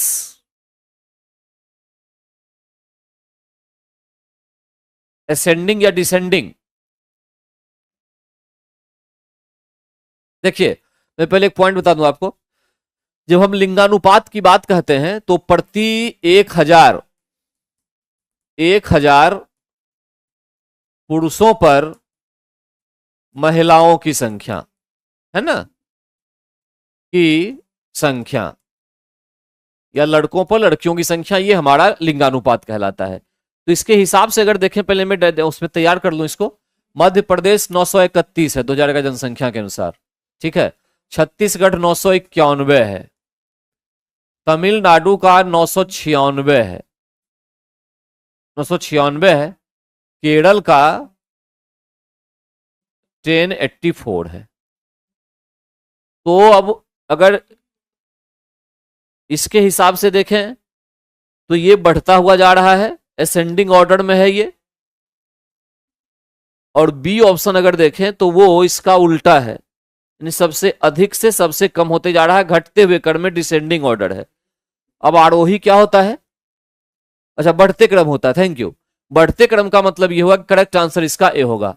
आरोही मतलब हो गया ascending order, ascending order, order, ascending order, ठीक है। इंग्लिश में तो दिमाग में था, हिंदी में नहीं था। असेंडिंग ऑर्डर, तो असेंडिंग ऑर्डर की बात करें बढ़ते हुए क्रम में, तो सबसे पहले कम, फिर उससे ज्यादा, फिर उससे ज्यादा, फिर उससे ज्यादा। तो सबसे करेक्ट आंसर हमारे पास आ गया ए। करेक्ट आंसर जो यहां पर है वो हमारे पास ए है, ठीक ना। करेक्ट आंसर ए है। मध्य प्रदेश, छत्तीसगढ़, तमिलनाडु, केरल, सबसे अधिक लिंगानुपात कहां? केरल में 1084, ठीक। और अगर हम यूटी की बात करें, केंद्र शासित प्रदेश की, तो सबसे अधिक कहां? पुडुचेरी, पुडुचेरी, चेरी 1037, ये 1037, ठीक है। दमन द्वीप की सबसे कम है, 600 कुछ है दमन द्वीप की। यूटी में पुडुचेरी 1037 सबसे अधिक होगा, ठीक है। और हरियाणा की बात अगर करें, राज्य में सबसे कम, सबसे कम हरियाणा, हरियाणा 879 के आसपास लगभग है, 879, 879, ठीक है। तो इस तरह से आपको याद रखना है कि जो इसे सबसे अधिक सबसे कम ही पूछेगा, तो केरल में सबसे अधिक, हरियाणा सबसे कम, ठीक है। यूटी में सबसे अधिक पुडुचेरी, सबसे कम दमन एवं दीव, ठीक। इतने पॉइंट्स याद रखना है। ये जो है आपके 2011 के अनुसार है, 21 में होना था, ये सेंसस अभी नहीं हुआ है। अब जब होगा तब आगे फिर न्यू डेटा इसका आएगा। ये सारे पुराने डेटा हैं, अब क्या चेंज हुआ नहीं हुआ ये तो आने वाला समय ही बताएगा। 2011 की जनगणना में यह कहा गया था कि 2001 की तुलना में, 2001 की जो इससे पहले की हुई थी जनगणना तुलना में, जो जनसंख्या वृद्धि दर है, जनसंख्या वृद्धि दर है, वो 17.64% है। ये एक क्लू पॉइंट है, याद रखिएगा, ठीक है। 2001 से 11 तक जो वृद्धि दर रही जनसंख्या की वो 17.64% है। ये 2011 की जनसंख्या के अनुसार कहा जा रहा है, 2011 के अनुसार कहा जा रहा है, ठीक है। अब आते हैं नेक्स्ट क्वेश्चन नंबर 23 पे। निम्नलिखित राष्ट्रीय राजमार्गों में कौन छपरा एवं गोपालगंज को जोड़ता है? छपरा गोपालगंज को जोड़ने वाला जो है NH 85 है, 85। ये सब आप याद रखेंगे, इसमें बहुत कुछ क्लू है नहीं। NH 85 जो है ये जोड़ता है। 85 तो कहीं लिखा ही नहीं हुआ है, इसलिए इसमें से होगा ई। इनमें से कोई आंसर सही नहीं है। यहां पर एक पॉइंट भी बताना चाहता हूं, ये सब अपना आप याद रखेंगे कौन सा है। NH 31 पे क्वेश्चन आने की पूरी संभावना बनती है, ठीक है। बिहार से गुजरने वाली ये NH 31 जो है ये सबसे लंबी दूरी जो है तय करती है बिहार में, ठीक है। सबसे लंबा नेशनल हाईवे है। और इसकी खास बात क्या है? शेष भारत को उत्तरी पूर्वी भारत, जिसको 7 बहनें भी कहा जाता है, 7 सिस्टर्स, मेघालय, मिजोरम, त्रिपुरा है ना, अरुणाचल प्रदेश, ये वाले जो राज्य हैं, असम, शेष भारत को उत्तरी पूर्वी भारत से जोड़ने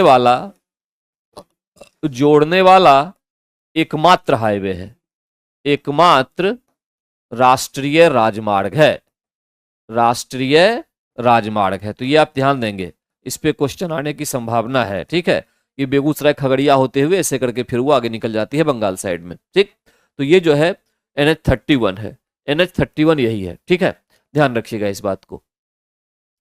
अगर हम वैसे अगर बिहार स्पेशल से कोई क्वेश्चन पूछ दे, हालांकि तो करंट की चीज है क्योंकि रोड तो भी बन ही रहे हैं और काफी फास्टली बन रहे हैं इंडिया में, तो बिहार में मैं लगभग शब्द का यूज कर रहा हूं, लगभग NH नेशनल हाईवे की कुल लंबाई 2023 के अनुसार बता रहा हूं 6000 किलोमीटर अप्रोक्सीमेटली हो चुका है, 6000 किलोमीटर।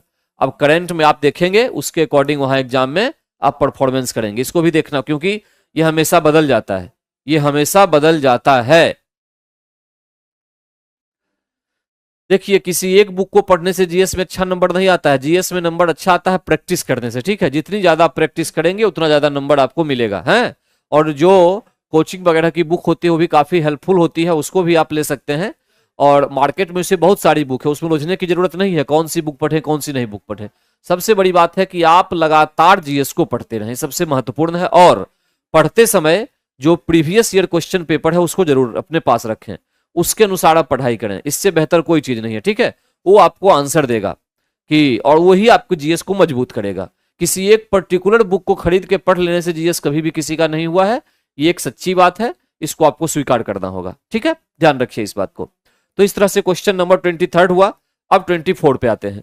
निम्नलिखित संघ राज्य क्षेत्रों में से किसमें सबसे कम क्षेत्र वन आच्छादित है? संघ राज्य क्षेत्र पूछ रहा है, यूटी, जिसमें वन सबसे कम है, तो चंडीगढ़ करेक्ट आंसर हो गया क्या? ए, चंडीगढ़ में सबसे कम वन क्षेत्र है, ठीक है। वन क्षेत्र की बात चली है तो यहां पर 2022 में जो रिपोर्ट आया था ये किसका आता है? Forest survey of India, forest survey of India. इसका मुख्यालय कहां है? मुख्यालय देहरादून में है, ठीक है। उसके बाद क्या है? यह संस्था प्रत्येक 2 वर्ष पर, ये 2 याद रखिएगा, ये क्वेश्चन एग्जाम में आएगा, 2 वर्ष पर भारत की वन स्थिति रिपोर्ट को जारी करती है, वन स्थिति रिपोर्ट को जारी करती है, ध्यान दीजिएगा, जारी करती है, ठीक है। तो 2021 वाला जो है 21 वो जारी किया गया था 22 में, फिर अब 22-23 वाला 24 में आने वाला होगा, आ जाएगा इस तरह से 2022 में। उसके अनुसार कुल क्षेत्रफल जो है, कुल क्षेत्रफल देश का जो है, देश का कुल क्षेत्रफल का 21.63 कुछ इतना % जो है ये जंगल है। और इसमें से अगर वृक्षारोपण को भी जोड़ा जाएगा, वृक्षारोपण क्षेत्र है ना, या वृक्ष आवरण क्षेत्र, वृक्ष आवरण क्षेत्र को जोड़ा जाएगा तो ये 23 पॉइंट कुछ बैठता है, ठीक है। लगभग 23% के आसपास होता है। वृक्षावरण क्षेत्र मध्य प्रदेश, एमपी और अरुणाचल प्रदेश, अरुणाचल ये फर्स्ट और सेकंड नंबर पर है फॉरेस्ट एरिया में। फॉरेस्ट एरिया में सबसे अधिक इन्हीं में है, ठीक है। फॉरेस्ट एरिया क्षेत्रफल के हिसाब से, क्षेत्रफल के अनुसार एमपी के बाद अरुणाचल प्रदेश। प्रतिशत के हिसाब से देखें, अगर प्रतिशत के अनुसार सबसे अधिक जंगल मिजोरम, लगभग 84% है ना, क्षेत्र जो है मिजोरम में है। ये बात को ध्यान में रखना, इतने पॉइंट्स को। तो यहां पर जो करेक्ट पॉइंट हमने बताया, मेन इंपॉर्टेंट पॉइंट मुझे ये बताना था कि जंगल जमीन फॉरेस्ट से संबंधित जो संस्था रिपोर्ट देती है, काम करती है, उसको फॉरेस्ट सर्वे ऑफ इंडिया कहा जाता है। मुख्यालय इसका देहरादून में है और प्रत्येक 2 वर्ष पर यह संस्था फॉरेस्ट से संबंधित पॉइंट को जारी करती है। और इसके लिए किसका उपयोग करती है? इसके लिए सैटेलाइट के डेटा का उपयोग करती है। उपग्रह से प्राप्त डाटा के आधार पर, उपग्रह से प्राप्त डेटा के आधार पर यह निर्णय देती है, ठीक है, ये ध्यान रखिएगा। उसके बाद क्वेश्चन नंबर आते हैं 25 पे। क्वेश्चन नंबर 25 जरा इसको देखते हैं। बहुत ठंड के मौसम में, बहुत ठंड का मौसम है, टेम्परेचर वायुमंडल का बहुत गिर चुका है, पानी का डैश जलीय जीवन को संरक्षित करने में मदद करता है। Water in very cold weather helps preserve aquatic life, ठीक है। जरा इस क्वेश्चन को समझने का प्रयास करते हैं। देखो, एक तो पॉइंट आपको याद होगा ये कि वाटर जो है ये 0 डिग्री सेंटीग्रेड से 4 डिग्री सेंटीग्रेड तक असामान्य व्यवहार दिखलाता है। असामान्य व्यवहार प्रदर्शित करता है, ठीक, प्रदर्शित करता है। ये सबसे इंपॉर्टेंट पॉइंट है। क्या प्रदर्शित करता है सामान्य व्यवहार? कि सभी वस्तुएं गर्म करने पर फैलती है, लेकिन पानी को जब 0 डिग्री से 4 डिग्री तक गर्म करते हैं तो फैलने के बदले सिकुड़ती है। तो असामान्य व्यवहार में क्या होता है कि पानी 0 डिग्री सेंटीग्रेड से 4 डिग्री सेंटीग्रेड तक गर्म करने पर सिकुड़ती है। कॉन्ट्रैक्शन होता है इसमें, सिकुड़ती है, कॉन्ट्रैक्शन, ठीक। 4 डिग्री के बाद फिर वो गर्म करने पे फैलती जाएगी। 0 डिग्री से कम भी करेंगे तापमान तो भी फैलेगी, जैसे बर्फ फैल गई।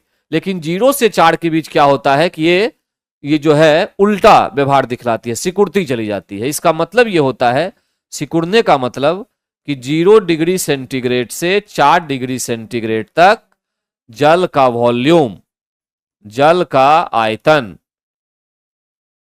घटता है और 0 डिग्री सेंटीग्रेड से 4 डिग्री सेंटीग्रेड तक गर्म करने पर जो जल की डेंसिटी है वो बढ़ती है, जल का जो घनत्व है वो बढ़ता है। तो सीधी सी बात है, 0 डिग्री पर थोड़ा सा जल का आयतन घटेगा, 1 पे घटेगा, 2 पे थोड़ा और घटेगा, 3, 4 पे सबसे अधिक घट जाएगा, क्योंकि 5 डिग्री से तो फिर पानी फैलना शुरू करेगी तो आयतन बढ़ जाएगा। उसी प्रकार तो 4 डिग्री पर आयतन सबसे कम हो जाएगा और उसी तरह से 4 डिग्री पे घनत्व सबसे अधिक हो जाएगा, क्योंकि 1 से बढ़ना शुरू हुआ है, बढ़ते बढ़ते बढ़ते 4 तक बढ़ा, 5 पर तो फिर घटना शुरू हो गया। तो इसका मतलब यह हो गया कि 4 डिग्री सेंटीग्रेड पर जल का आयतन न्यूनतम होगा, आयतन ये होगा मिनिमम, और जो डेंसिटी होगी जल का घनत्व ये होगा अधिकतम, घनत्व जो है वो होगा मैक्सिमम, ठीक है। ये एक्चुअली में पॉइंट होता है। बात आगे समझ में? इतना पॉइंट्स है, इसको ध्यान में आपको रखना है, ठीक। और एक बात और भी ध्यान रखना है कि जो ठंडा जल है, इसका घनत्व तो अधिक होता है, यह भी ध्यान रखिएगा, और जो गर्म जल है उसका घनत्व तो कम होगा। गर्म जल जो है उसका जो घनत्व है वो कम होगा, कम होगा, ठीक। गर्म जल का घनत्व कम, लेकिन 0 से 4 तक उल्टी घटना, 0 से 4 तक उल्टी घटना, पानी गर्म है लेकिन घनत्व बढ़ रहा है, जबकि गर्म पानी का घनत्व कम होना चाहिए। तो ये 0 से 4 तक जो उल्टी घटना होती है ना, यही कारण होता है ये ठंड के मौसम का। क्या कारण होता है जरा मैं समझा देता हूं, थोड़ा सा पॉइंट देखिए। हम एक ऐसे जगह की बात करते हैं जम्मू कश्मीर की, जहां का टेम्परेचर घट के 0 डिग्री हो रहा है मौसम में, बहुत ठंडा। मान के चलते हैं कि वहां एक तालाब है, ठीक, इस तरह से। अब ये तालाब जो है, ये तालाब का पानी का तापमान कितना है, जितना वायुमंडल का तापमान है।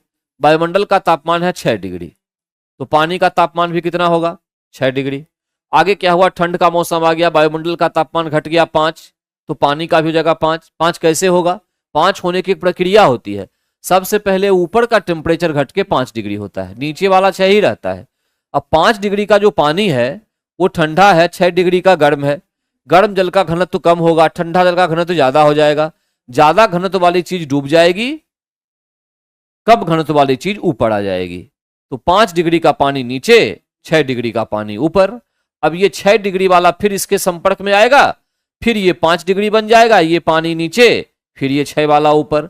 इस तरह से टोटल वाटर का टेम्परेचर हो गया 5 डिग्री।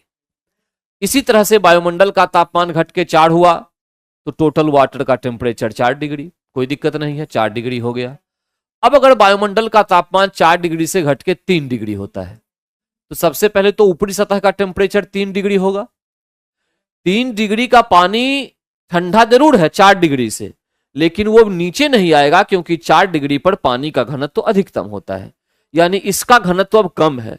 कम घनत्व वाली चीज नीचे नहीं आएगी, तैरती रहेगी। तो 3 डिग्री का पानी यहां ऊपर तैरता रहेगा और 4 डिग्री का पानी वैसे रहेगा। अब अगर तापमान घट के 2 डिग्री हुआ तो ये 2 होगा, पानी नीचे नहीं आएगा, ठंडा जरूर है। 1 डिग्री हुआ तो ये भी 1 डिग्री होगा, पानी ठंडा है लेकिन नीचे नहीं आएगा, क्योंकि घनत्व 4 डिग्री पर अधिक होता है। और अगर 0 हो गया वायुमंडल का तापमान, तो ये 0 हो जाएगा। 0 होने पे ये पूरी बर्फ जम जाएगी, लेकिन बर्फ तो जम जाएगी, नीचे का तापमान 4 डिग्री ही रहेगा, और 4 डिग्री तापमान में कोई भी जीव जंतु रह सकते हैं। वही कह रहा है यहां पर कि water in very cold weather, जब पानी जम जाए, बहुत ठंडा हो जाए, उसके बाद भी जो है वो जो पानी में रहने वाले जीव होते हैं उनकी सहायता करता है। तो क्या घटना सहायता की एक्चुअली में, कॉन्ट्रैक्शन। कॉन्ट्रैक्शन, अगर ये संकुचन 0 से 4 तक नहीं होता पानी का, ये इस प्रकार का व्यवहार, तो ये घटना बिल्कुल नहीं हो सकती थी। तो करेक्ट आंसर हमारे पास क्या होगा, कॉन्ट्रैक्शन। करेक्ट जो आंसर है ये हमारे पास होगा कॉन्ट्रैक्शन। और दूसरी बात ये भी ध्यान देना है कि बर्फ जो है उष्मा का कुचालक होता है। उष्मा का कुचालक, कुचालक होता है। कुचालक को इंग्लिश में आप कहते हैं बेड कंडक्टर, बेड कंडक्टर। तो इससे क्या रिजल्ट निकला, इससे रिजल्ट ये निकला कि 4 डिग्री का तापमान जो पानी का है, अब ये घट के 3-2 नहीं होगा, क्योंकि बर्फ जो है वो इस पानी की उष्मा को बाहर निकलने नहीं देगी, नहीं देगी। अंदर ही अंदर हीट ये पानी में रहेगा, और अंदर जब हीट रहेगा तो पानी नॉर्मली रहेगा उस तरह से। उतनी गर्मी में जो पानी में रहने वाले जीव हैं वो सर्वाइव कर जाएंगे, कोई दिक्कत नहीं होगी। तो कॉन्ट्रैक्शन, करेक्ट आंसर क्या, कॉन्ट्रैक्शन की वजह से ऐसा होता है। ये सारे क्वेश्चन एग्जाम में पूछे जाते हैं, इन सबको ध्यान में रखना है आपको, ठीक है। अब आगे चलता हूं मैं, क्वेश्चन नंबर 26। इन बार्बर शॉप, नाई की दुकान में दो समतल दर्पण इस तरह से रखे जाते हैं 0 degree centigrade, 0 degree theta is equal to 0 degree पे। ऐसा क्यों, क्योंकि अगर 2 दर्पण के बीच आपको इमेज प्राप्त करना हो, ठीक है, 2 दर्पण के मध्य प्रतिबिंब का निर्माण, अगर ये प्राप्त करना हो आपको, तो इसका सिंपल सा तरीका है, ठीक है। प्रतिबिंब का निर्माण, थीटा बाय 360 की आप वैल्यू निकालिए, सॉरी 360 अपॉन थीटा की आप वैल्यू निकालिए, ठीक है। और इस वैल्यू से आपका सब कुछ निकल जाएगा। अगर वैल्यू ऑड आ रही है तो नंबर ऑफ इमेज वही रह जाएगा जो वैल्यू आ रही है, वही रह जाएगा। 360 degree by theta he result बन जाएगा। अगर इवन वैल्यू आ रही है, इवन का मतलब हो गया सम संख्या, तो जो नंबर ऑफ इमेज बनेगा वो जितनी वैल्यू आई है उसमें से एक माइनस कर दीजिए तो वो आपका रिजल्ट आ जाएगा। दो तो सबसे आसान तरीका ये हो गया निकालने का, है इसमें से निकल जाएगा। अब यहां पे क्वेश्चन कह रहा है कि दो समतल दर्पण नाई की दुकान में थीटा बराबर अगर हम 0 डिग्री पे रखते हैं तो 360 बाई 0 ये बनेगा इनफाइनाइट। तो वहां पे इमेज जो है काफी अधिक बन के दिखाना होता है, एक एक करके बहुत सारे इमेज बनाने होते हैं, इसीलिए 0 डिग्री पे मिरर को रखा जाता है एक दूसरे के समानांतर। समानांतर रखने से इनफाइनाइट नंबर ऑफ इमेज बन जाता है। तो करेक्ट आंसर यहां पे आ गया ए। करेक्ट आंसर आ गया यहां पे ए, एक दूसरे के समानांतर, पैरेलल टू ईच अदर। ठीक है, और 360 डिग्री बाय थीटा वैल्यू आप पुट करेंगे, रिजल्ट यहां पे आपके पास आएगा। उस रिजल्ट से आप निकाल लेंगे कि कितना इमेज आपका बन सकता है। 30 डिग्री पे रखा जाएगा तो 360 डिग्री बाय थीटा, 30 पे मान लो रखा है यहां पे अगर, तो 360 अपॉन 30। ठीक है, तो 3 से कितना आ गया 12। 12 कौन सी संख्या हो गई, इवन संख्या हो गई।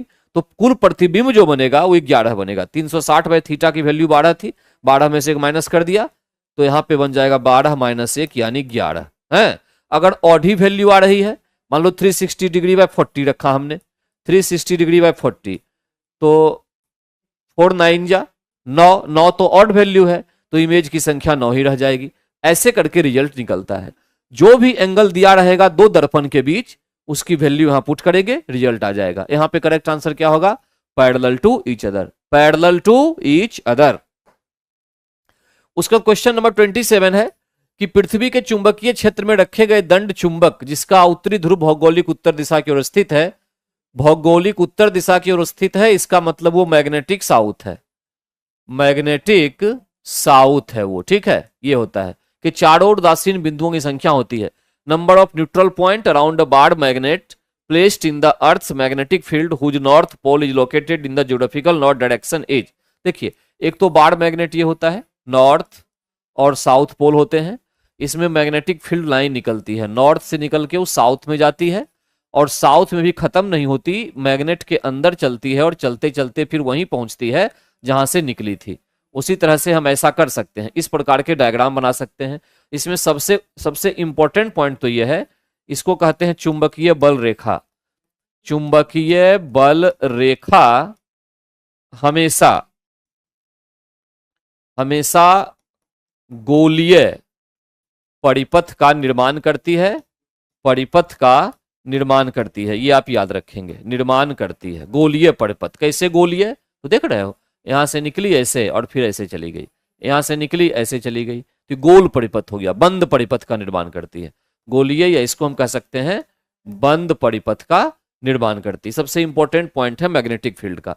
जब हम मैग्नेटिक फील्ड को वर्टिकली, ठीक है, रखते हैं, ऐसे करके रखेंगे इस तरह से, नॉर्थ और साउथ पोल, तो इसका जो मैग्नेटिक फील्ड बनता है ना लाइन, वो डायग्राम से इस तरह से दिखता है, जहां पे कि दो पॉइंट ऐसे होते हैं जहां पे ये बार मैग्नेट का नॉर्थ पोल है, ठीक है, ये एक्चुअली में मैग्नेटिकली साउथ दिखाता है, मैग्नेटिकली साउथ होता है और साउथ वाला मैग्नेटिकली क्या होता है, नॉर्थ। कब, जब हम अर्थ के ध्रुव को लेते हैं नॉर्थ और साउथ को, तो इस दोनों के प्रभाव से, अपोजिट पोल के प्रभाव से क्या होता है कि यहां पर मैग्नेटिक फील्ड की वैल्यू 0 होती है, मैग्नेटिक फील्ड की वैल्यू 0 हो जाती है दो पॉइंट पे, और जहां पे मैग्नेटिक फील्ड की वैल्यू 0 हो जाए उसी को हम कहते हैं न्यूट्रल पॉइंट, उसी को न्यूट्रल पॉइंट कहा जाता है। तो नंबर ऑफ न्यूट्रल पॉइंट ये पूछ रहा है, तो करेक्ट आंसर इसका एक यहां एक यहां, दो पोल के बीच ही मैग्नेटिक फील्ड जो है कैंसिल होगा, तो एक यहां और एक यहां, तो करेक्ट आंसर यहां पे दो यहां लिखा ही नहीं हुआ है, इसका मतलब उपयुक्त में से कोई नहीं आंसर होगा, उपयुक्त में से क्या होगा, कोई नहीं आंसर होगा। ठीक है, यहां पर दो मैग्नेटिक फील्ड आएंगे, दो न्यूट्रल पॉइंट आएंगे जहां पे मैग्नेटिक फील्ड की वैल्यू हो जाएगी 0, अर्थ के पोल और मैग्नेटिक के पोल के कैंसिल होने से, अर्थ के पोल मैग्नेटिक के पोल के कैंसिल होने से, क्योंकि जो पृथ्वी का ध्रुव है और जो मैग्नेटिक का ध्रुव है बिल्कुल अपोजिट होता है, उसकी वजह से। ठीक है, तो यहां ध्यान रखिए, करेक्ट आंसर हमारे पास तो उपयुक्त में से कोई नहीं हुआ, और न्यूट्रल पॉइंट की संख्या हो गई 2। न्यूट्रल पॉइंट की जो संख्या है ये आपके पास आ गई 2। और यहां पे मैग्नेटिक फील्ड लाइन में चुंबकीय बल रेखा हमेशा गोलीय परिपथ का निर्माण करती है, इस बात को आपको याद रखना है, ठीक है। ये सबसे इंपॉर्टेंट पॉइंट होता है। आगे उसके बाद क्वेश्चन नंबर 28, वाटर गैस किसका मिश्रण होता है? वाटर गैस, देखिए यहां देखिए, वाटर जल गैस भी कहते हैं इसको। वाटर गैस होता है कार्बन मोनोऑक्साइड प्लस हाइड्रोजन का। प्रोड्यूसर गैस होता है कार्बन मोनोऑक्साइड प्लस नाइट्रोजन का, ठीक है। नेचुरल गैस जिसको प्राकृतिक गैस कहते हैं, प्राकृतिक गैस ये होता है मीथेन 83% प्लस इथेन।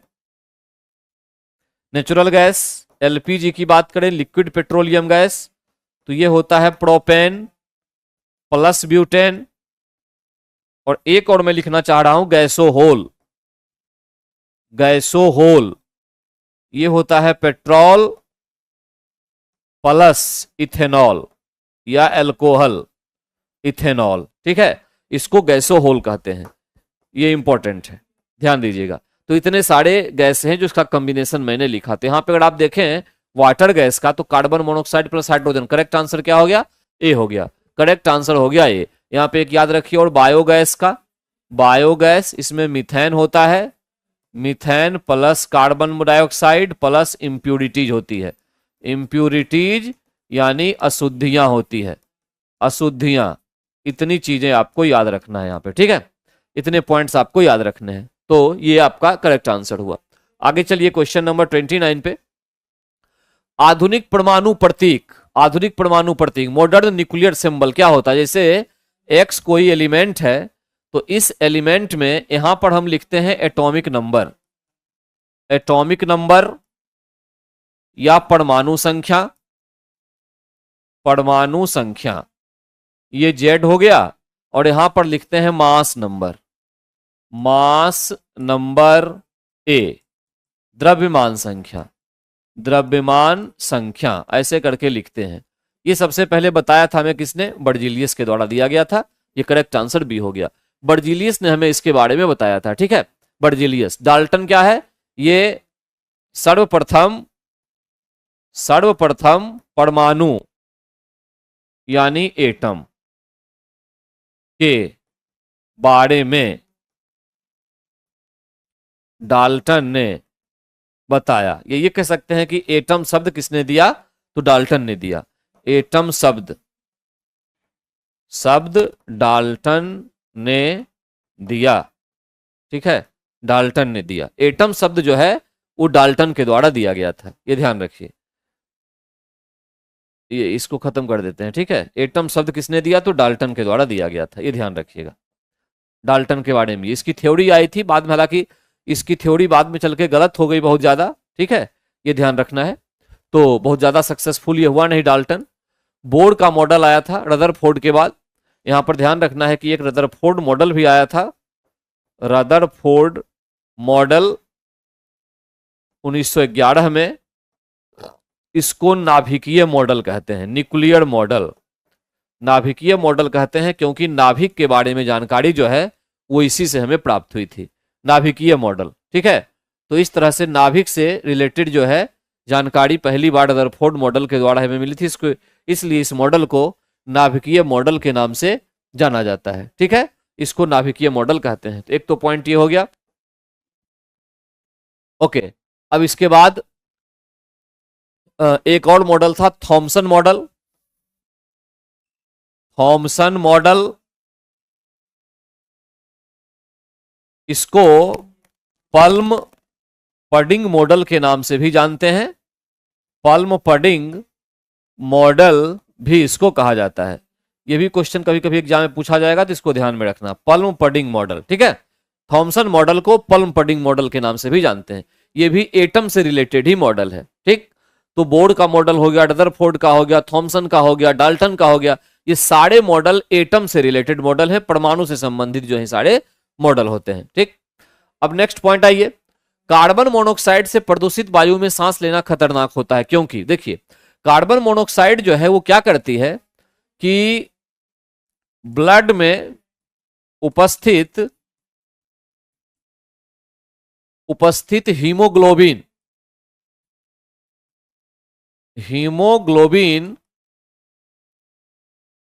जो ऑक्सीजन का संपूर्ण होल बॉडी में, संपूर्ण शरीर में ट्रांसपोर्ट करता है, पहुंचाता है,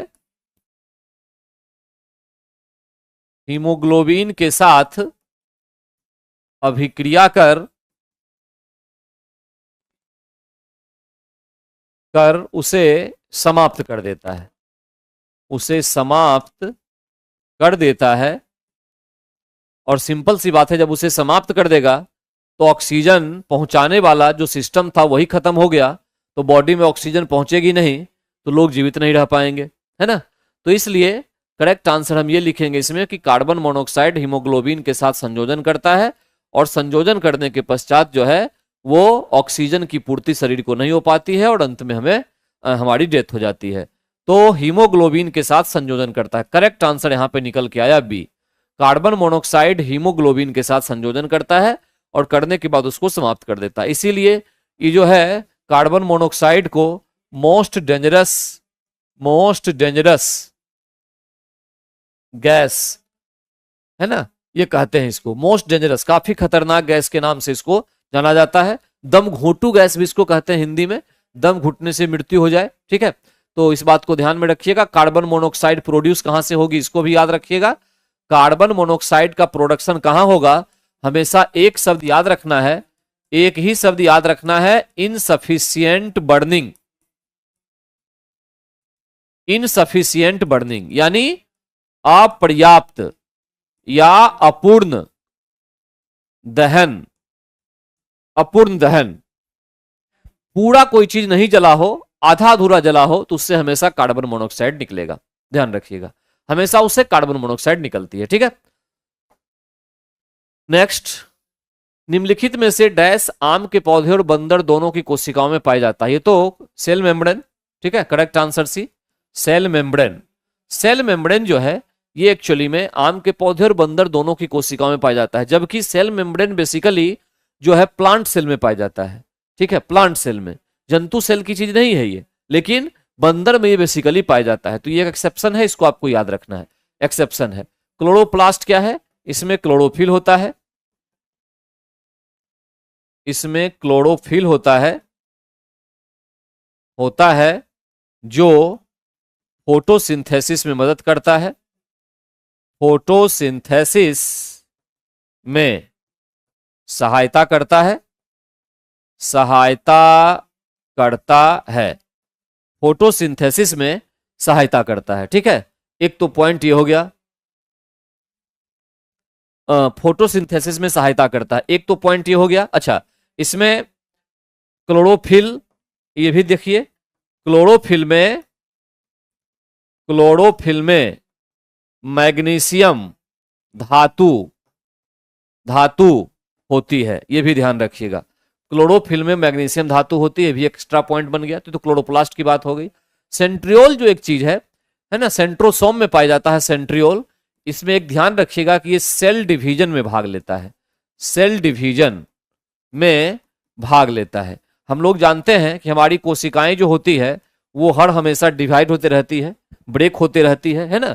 तो सेल डिवीजन में भाग लेने का काम सेंट्रियोल का होता है। एक तो पॉइंट ये हो गया। दूसरा एक और पॉइंट है कि जो न्यूक्लियस होते हैं सेल में, न्यूक्लियस के पोजीशन को, है ना, पोजीशन को स्थिर करना या निश्चित करना, स्थिर करने में भी इसका योगदान होता है बहुत कुछ। तो ये सेंट्रियोल है, लेकिन सबसे अधिक इंपॉर्टेंट सेल डिवीजन में ये भाग लेता है, ठीक है, सेल डिवीजन। तो इतने पॉइंट्स आप यहां पर याद रखेंगे। करेक्ट आंसर इसका हो गया कोशिका झिल्ली, सेल मेम्ब्रेन। 31 करेक्ट। अब आते हैं 32 पे। 32, फ्लावर का डैश फल बनता है। देखिए, फूल का ओवेरी ये बनेगा फ्रूट, ठीक है। ओवेरी फ्रूट बनेगा।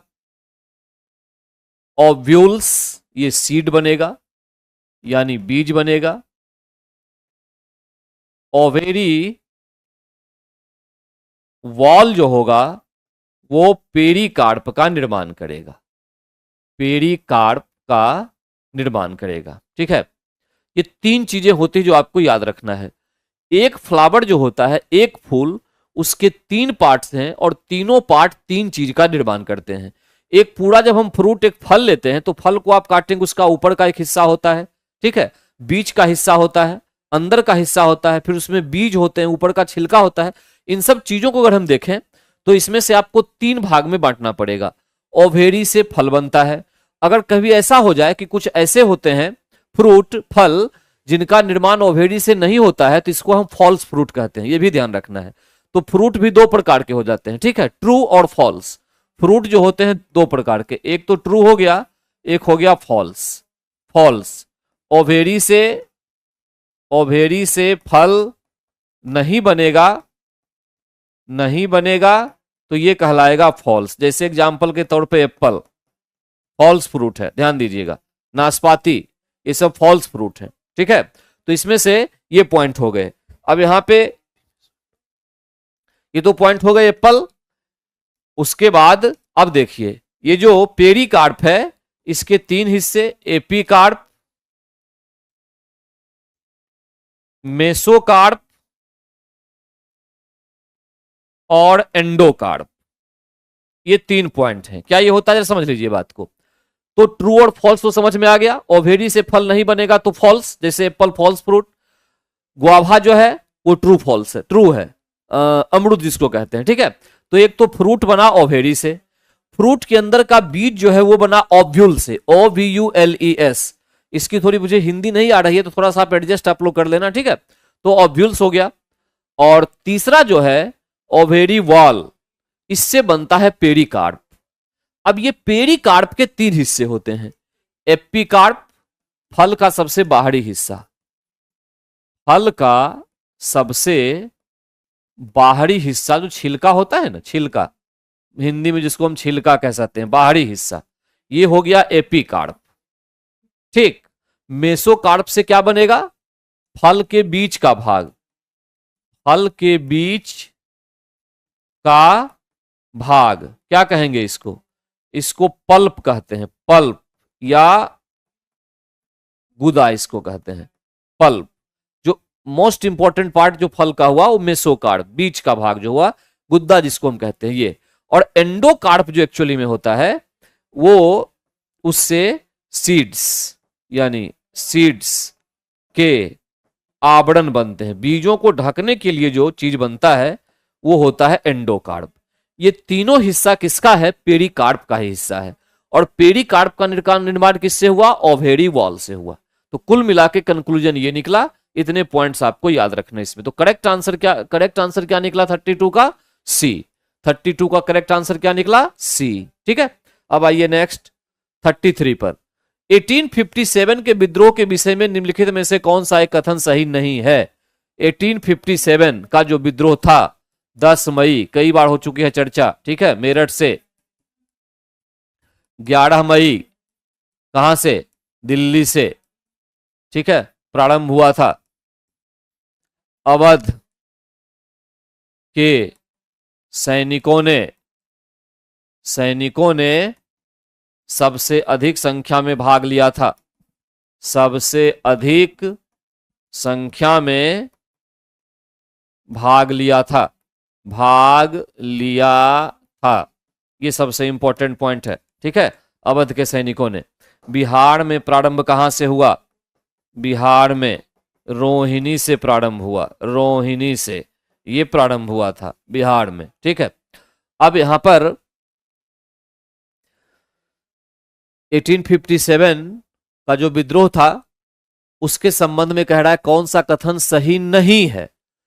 इस विद्रोह का हर जगह शिक्षित अभिजन भारतीय द्वारा पूरे हृदय से समर्थन किया गया, यही तो सही नहीं है। करेक्ट आंसर ए हो गया, करेक्ट आंसर ए हो गया, क्योंकि इसमें से ये पॉइंट बिल्कुल गलत है। देखा जाए तो कहीं कोई शिक्षित वर्ग ने सभी जगह समर्थन नहीं किया था, जमींदार वर्ग इससे अलग थे, जमींदार वर्ग थे उन्होंने अंग्रेजों का समर्थन किया था। शिक्षित वर्ग भी अलग रहे इससे, वो भी शामिल नहीं हुए। तो पूरे हृदय क्या हो, इसे ही समर्थन नहीं किया, पूरे हृदय तो बाद की बात है। विद्रोह में भाग लेने वाले विविध तत्व उनकी ब्रिटिश शासन के लिए घृणा के द्वारा एकजुट हुए। बिल्कुल सही बात है, ब्रिटिश शासन के द्वारा सिपाहियों के साथ किए गए विभिन्न प्रकार के गलत कार्यों के कारण से, है ना, ये लोग एकजुट हुए थे।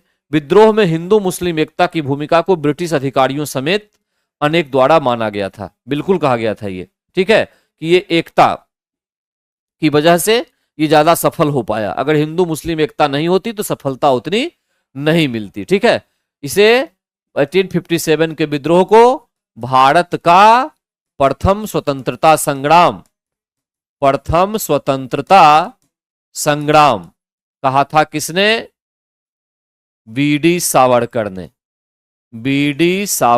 ने कहा था, ठीक है। इसको बीडी सावरकर ने इसको कहा था भारत का प्रथम स्वतंत्रता संग्राम। ध्यान रखिएगा इस बात को।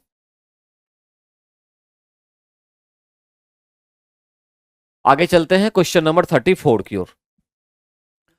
भारतीय राष्ट्रीय कांग्रेस का प्रथम अधिवेशन, भारतीय राष्ट्रीय कांग्रेस की स्थापना 1885 में हुई और प्रथम अधिवेशन भी इसी साल प्रथम अधिवेशन का डेट दिया गया है ना। प्रथम अधिवेशन तो 1885 में जो हुआ, इसके संस्थापक ए.ओ. ह्यूम थे। ए.ओ. ह्यूम ये क्या थे? एक सेवानिवृत्त ब्रिटिश सिविल अधिकारी थे, सैनिक नहीं थे, ये सिविल अधिकारी थे, ठीक है। ये ध्यान रखिएगा, जिनके द्वारा स्थापना की गई थी। सिविल, ये सिविल शब्द को याद रखना है क्योंकि क्वेश्चन वहां भी फंसा सकता है आपको, ठीक है। एक सिंपल ये पब्लिक सर्विस कमीशन जो है सिविल सेवा, उसके अधिकारी थे ये संस्थापक। प्रथम अध्यक्ष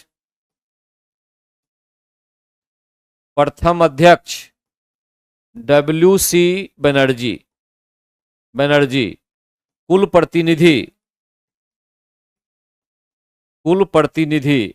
कितने? 72, 72 प्रतिनिधियों से शुरुआत हुई थी, ध्यान रखना है। सुरेंद्रनाथ बनर्जी इस सम्मेलन में शामिल नहीं थे। मैं ये नाम क्यों लिख रहा हूं?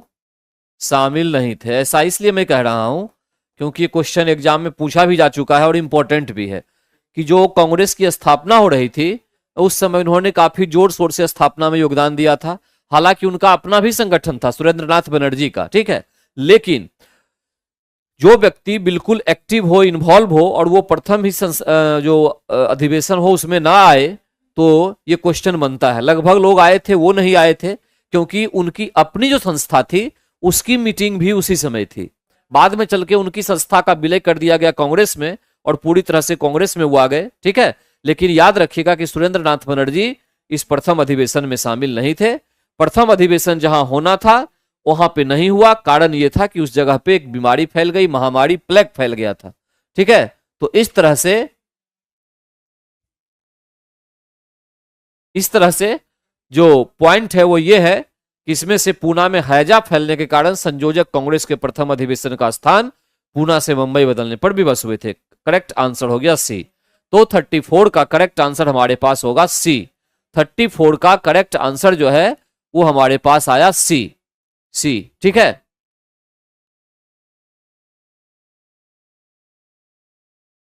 ओके, अब आइए क्वेश्चन नंबर 35 पे। निम्नलिखित में से कौन सा साधन उग्रवादियों से संबंधित है? उग्रवादी मतलब यहां गरम दल की बात हो रही है, ठीक है। विदेशी वस्तुओं, सरकारी नौकरियों, प्रतिष्ठानों, उपाधियों, संस्थाओं का बहिष्कार, सरकार के साथ असहयोग। बिल्कुल किया था उन्होंने, थोड़ा बहुत तो किया था। पाश्चात्य शिक्षा का विरोध, राष्ट्रीय शिक्षा का प्रचार प्रसार, ये तो उतना इंपॉर्टेंट नहीं है इनका। सरकारी संपत्ति को क्षतिग्रस्त करना, शासन तंत्र को अस्त व्यस्त करना, ये भी था इनका। एक से अधिक हो गया आंसर डी, ठीक है, डी हो गया। ये सबसे इंपॉर्टेंट काम था उग्रवादियों का, ये तो करते ही करते थे। इसके साथ साथ ये भी किया था उन्होंने, विदेशी वस्तु, सरकारी नौकरी, प्रतिष्ठान, उपाधि, संस्थाओं का बहिष्कार। बहिष्कार इनका सबसे महत्वपूर्ण हथियार था और सरकार के साथ असहयोग भी इनका सबसे महत्वपूर्ण हथियार था। तो इस तरह से जो है ये क्रांतिकारी लोग इन सभी कार्यों से सरकार को, ब्रिटिश सरकार को यहां से हिलाने का कार्य कर रहे थे, प्रयास कर रहे थे। 35 का करेक्ट आंसर हमारे पास निकल के आएगा डी। करेक्ट आंसर निकल के आएगा हमारे पास डी। ठीक है, यहां ये भी ध्यान रखना है आपको कि जब हम उग्रवादी शब्द का उपयोग करते हैं, जब कांग्रेस की स्थापना हुई थी उस समय और उस समय के बाद कांग्रेस में दो प्रकार के दलों का बोलबाला रहा। एक को हम नरमपंथी के नाम से जानते हैं, नरमपंथी, और एक को कहते हैं गरमपंथी। ठीक है, गरमपंथी। नरमपंथी का मतलब क्या था? अनुनय, विनय पत्र, याचना के माध्यम से अपनी मांगे मनवाना, अपनी मांगे मनवाना, ये था नरमपंथी का काम।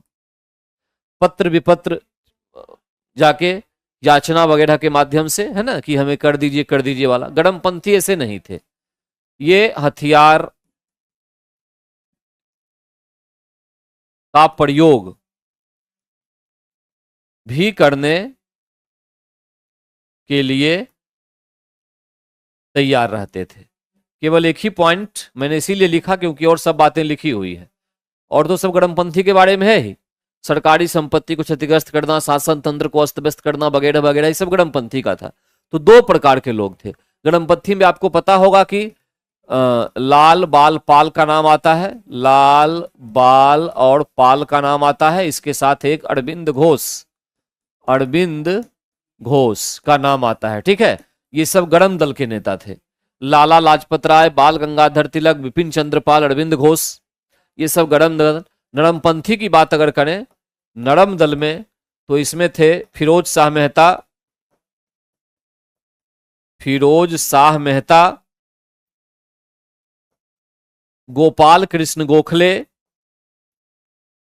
गोपाल कृष्ण गोखले, सुरेंद्रनाथ बनर्जी,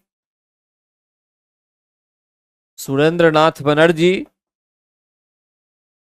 दादा भाई नौरोजी, ये सभी नरम दल के नेता थे। ठीक है, ये याद रखिएगा, नरम दल वाले थे सब। तो दो दल थे इसमें, गरम और नरम। के बाद आते हैं नेक्स्ट पे 36 पे। निम्नलिखित में से किसने इंडियन नेशनल कांग्रेस की नरम दलीय राजनीति की व्यवस्थित आलोचना न्यू लैंप्स फॉर ओल्ड शीर्षक लेखों की श्रृंखला में की? अभी जो पॉइंट में लेके चला था बस उसी का एक अगला क्वेश्चन आ गया। देख रहे हो, किसने इंडियन नेशनल कांग्रेस की नरम दलीय राजनीति, नरम दल की जो राजनीति थी, क्षमा याचना, इन सब चीजों से। ठीक है, तो निम्नलिखित में से किसने इंडियन नेशनल कांग्रेस की नरम दलीय राजनीति की व्यवस्थित आलोचना की थी? लेकिन व्यवस्थित आलोचना करने वाले कौन होंगे? सारे गरम दल के लोग होंगे, सीधी सी बात है। नरम दल की राजनीति की आलोचना कौन करेगा? गरम दल वाला। अब इसमें कह रहा है कि स्पेशल उस व्यक्ति का नाम बताइए जिसने न्यू लैंप्स फॉर ओल्ड शीर्षक लेखों से इस प्रकार की आलोचना की थी, मतलब इस तरह के लेख को लिख के। नाम था अरविंद घोष। अभी चर्चा मैंने की थी ना कि अरविंद घोष गरम दल के नेता थे, तो अरविंद घोष ने लिखा था न्यू लैंप्स फॉर ओल्ड है, और उसके माध्यम से उन्होंने नरम दलीय राजनीति में जो अनुनय, विनय, क्षमा याचना वाली बात थी, कहा इससे भारत कभी आजाद नहीं होने वाला है, हमें जो है दूसरा तरीका अपनाना पड़ेगा। तो काफी इस लेख में कई सारे चीजों को लिख के उन्होंने विरोध किया। कौन? अरविंद घोष। विरोध करने वाले कौन थे? अरविंद घोष थे। ठीक है, ये हो गया। नेक्स्ट पे आइए, क्वेश्चन नंबर 37 पे। निम्नलिखित में से किसने 23 फरवरी 1946 को रॉयल इंडियन नेवी, देखिए 23 फरवरी 1946 को रॉयल इंडियन नेवी का जो विद्रोह था ये मुंबई एवं कराची, ये दो जगहों पे हुआ था। ठीक है, ध्यान दीजिएगा, पहले मुंबई में फिर कराची में भी ये फैला था थोड़ा बहुत। ये दो जगहों पे हुआ था। हुआ क्या था? सैनिकों के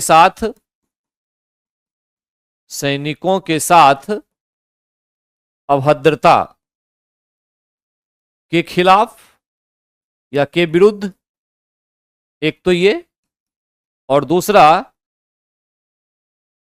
खाने की गुणवत्ता को लेकर। गुणवत्ता जो क्वालिटी थी खाने की, भोजन की, वो खराब थी। इसको लेकर इन लोगों ने अंग्रेजों के विरोध में विद्रोह किया था। ठीक है, और विद्रोह करने के बाद इन लोगों ने जहाज जो होता है नेवी का, उस पर लिख दिया था कि अंग्रेजों भारत छोड़ो। इस तरह की बात थी इसमें से। ठीक है, और ये काफी भयानक विद्रोह हुआ था, यहां तक कि मुंबई में एक विशाल हड़ताल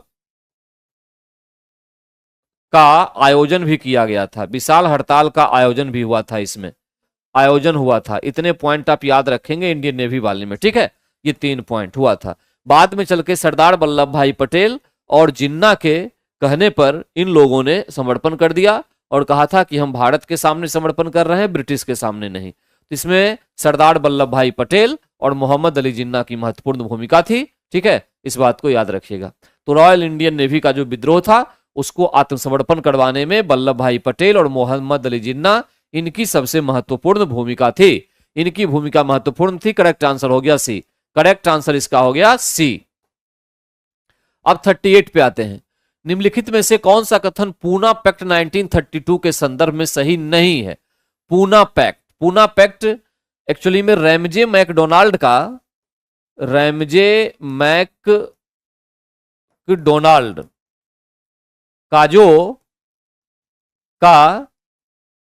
जो सांप्रदायिक अधिनिर्णय था, कम्युनल अवार्ड जिसको कहते हैं, कम्युनल अवार्ड के विरोध में या ये कह सकते हैं कम्युनल अवार्ड की समस्या को सुलझाने के लिए ये पूना पैक्ट आया था। पूना पैक्ट आया था। ठीक है, ये ध्यान रखिएगा। इसमें पूना पैक्ट आया था और इसमें क्या हुआ था पूना पैक्ट में कि दलित को जो अलग कर दिया गया था हिंदुओं से, इसमें कम्युनल अवार्ड के तहत उस दलित को 71 की जगह 147 स्थान रिजर्व किए गए थे। कहां? सेंट्रल एंड स्टेट असेंबली में। ये एक्चुअली में काम था उसका। ठीक है, पूना पैक्ट का। तो सरकारी नौकरियों में सही नहीं है, दलितों को समुचित प्रतिनिधित्व, यही सही नहीं है। करेक्ट आंसर ये हो गया। सरकारी नौकरी में दलितों के लिए प्रतिनिधित्व की कोई बात नहीं थी। प्रांतीय विधानमंडल और केंद्रीय विधानमंडल में दलितों के लिए स्थान का आरक्षण था, ये इंपॉर्टेंट था। बी और सी सही है, तो ये सही नहीं है, पहले बता चुका हूं मैं। ठीक है, सेंट्रल और स्टेट असेंबली में सीटें फिक्स कर दी गई थी। कितनी? 177। पहले था 71, अब कर दिया गया 177। लेकिन दलित को हिंदुओं से अलग जो किया गया था उसको समाप्त कर दिया गया, उनको हिंदू ही माना गया। ये व्यवस्था थी। तो ये एक पॉइंट था, इसको आप याद रखेंगे। ठीक है, पूना पैक्ट 1932। अब उसके बाद क्वेश्चन नंबर 39 पे आते हैं। निम्नलिखित में से कौन सी घटना सबसे पहले हुई थी? स्वामी दयानंद सरस्वती ने आर्य समाज की स्थापना की 1875। ठीक है, इन्होंने शुद्धि आंदोलन भी चलाया था। शुद्धि आंदोलन, जो लोग हिंदू धर्म को छोड़ के कहीं और चले गए हैं उनसे संबंधित आंदोलन था, ये उनको वापस लाने के लिए चलाया गया ये शुद्धि आंदोलन। ठीक है, इनका नारा था वेदों की ओर लौटो, वेदों की ओर लौटो, है ना, ये इनका था। ठीक है, वेदों की ओर लौटो, स्वामी दयानंद सरस्वती की स्थापना। दीन बंधु मित्र ने नील दर्पण का लेखन ये 1959 और 60 के आसपास किया था, नील दर्पण। ठीक है, और ये संबंध किससे था? नील आंदोलन से था। नील आंदोलन जो बंगाल में हुआ था उससे संबंधित डेट आपको याद रखना है यहाँ पे। तो 1959-60 का संबंध है इससे, जो ये लेखन है दीन बंधु मित्र का। ठीक है, और बंकिम चंद्र चट्टोपाध्याय ने आनंद मठ का लेखन क्या 1982 में किया। 1982 में किया। ये आनंद मठ लिखा था इन्होंने किस लिए? बंगाल में सन्यासी विद्रोह हुआ था, उस सन्यासी विद्रोह के आंखों देखा हाल को इन्होंने आनंद मठ में लिखा है, जो एक बिल्कुल सच्ची कहानी पे आधारित है। सन्यासी विद्रोह जो बंगाल में किया गया था। ठीक है, इससे रिलेटेड है। तो कुल मिला के कंक्लूजन ये निकला कि ये होता है 1875 में, ये होता है 1959, 60 में और 1982 में। तो सबसे पहले की घटना बी हुई, सबसे पहले घटना बी हुई, बी के बाद ए और सी। तो करेक्ट आंसर यहां पे निकल गया बी। 39 का जो करेक्ट आंसर है वो हमारे पास निकला है बी। ठीक है, 1959-60 में नील दर्पण का लेखन किया गया था। अब आइए उसके बाद 40 पे, 11 अगस्त 1942 को पटना शहर में भारत छोड़ो आंदोलन का किन्होंने मार्गदर्शन किया था? दर्शन नहीं, एक्चुअली में दर्शन किया था। देखिए यहाँ पे 11 अगस्त जो है 1942 को, उससे पहले सचिवालय कांड जो हुआ था, सचिवालय कांड, जिसमें 7 छात्र शहीद हो गए थे, 7 छात्र जो है वो शहीद हुए, उसके विरोध में पूरे पटना को बंद रखा गया था। और उसी के क्रम में जो है बाद में चल के जो लोगों, जो गांव शहर के लोग थे, नागरिक थे, उन्होंने इस आंदोलन का नेतृत्व किया था। इसमें कोई विशेष नेता वहां पे नहीं थे। तो ये सबसे इंपॉर्टेंट क्वेश्चन बन जाता है, क्योंकि आपको लगेगा कि इसमें पॉलिटिकल लीडर का कोई नाम होगा, कोई नाम नहीं था। इसमें करेक्ट आंसर होगा सी, नगर के अधीनस्थ नागरिकों के द्वारा एक्चुअली में उसका नेतृत्व किया गया था। और इन नागरिकों के नेतृत्व से ही जो है ये आंदोलन वहां पर आगे बढ़ा था। ठीक है, और ये सचिवालय कांड जो है 1942 के आंदोलन से ही संबंधित है। इसमें एक बात और भी ध्यान रखना है, स्वराज ट्रेन की चर्चा होगी, एग्जाम में क्वेश्चन आएगा स्वराज ट्रेन क्या था, तो ये आपको याद रखना है।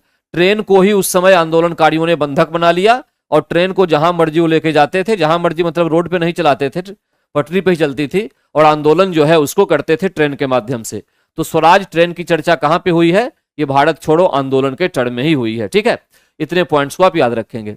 तो आज के डिस्कशन को हम यहीं तक रहने देते हैं। अगले क्लास में जब मिलेंगे तो इसके बाद एक सेकेंड, 39 क्वेश्चन देखिए। हाँ देख रहे हैं, क्या देखना भाई? 39 तुम भी देखो जरा, हम भी देखते हैं। निम्नलिखित में से कौन सी घटना सबसे पहले हुई? ठीक तो है, 1875 में स्वामी दयानंद सरस्वती ने आर्य समाज की स्थापना की। क्या समस्या है इसमें? दिक्कत क्या है? ठीक तो है, इसमें स्वामी दयानंद सरस्वती के द्वारा आर्य समाज की स्थापना 1875 में की गई। इन्होंने शुद्धि आंदोलन चलाया था। मैं एक्स्ट्रा बता रहा हूं एक पॉइंट इसमें से। 1959-60 में नील दर्पण का आंदोलन हुआ था, नील दर्पण लिखा गया था बुक नील आंदोलन के कारण से। और 82 में आनंद मठ। तो क्या पूछ रहा है, सबसे पहले कौन सी घटना हुई? तो पहले का मतलब क्या होगा? सबसे पहले यही घटना हुई ना बीच का, 50 और 60 के बीच। अच्छा ठीक, ओके ओके, ये 1959 का 1875 का करेक्ट आंसर ये होगा। Okay thank you.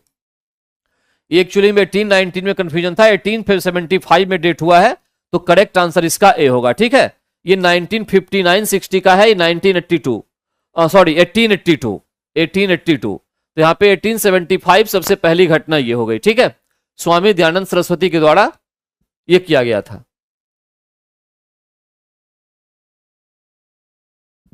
तो आज का यही तक, अगले क्लास में हम लोग मिलेंगे तो फिर अगले एक और टेस्ट के साथ। तब तक थैंक यू।